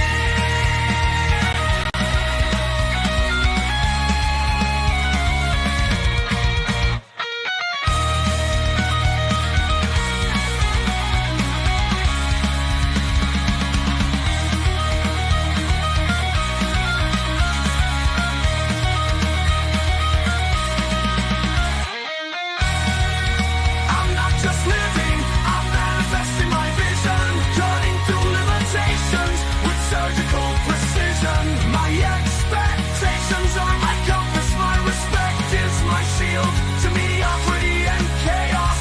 I will never yield.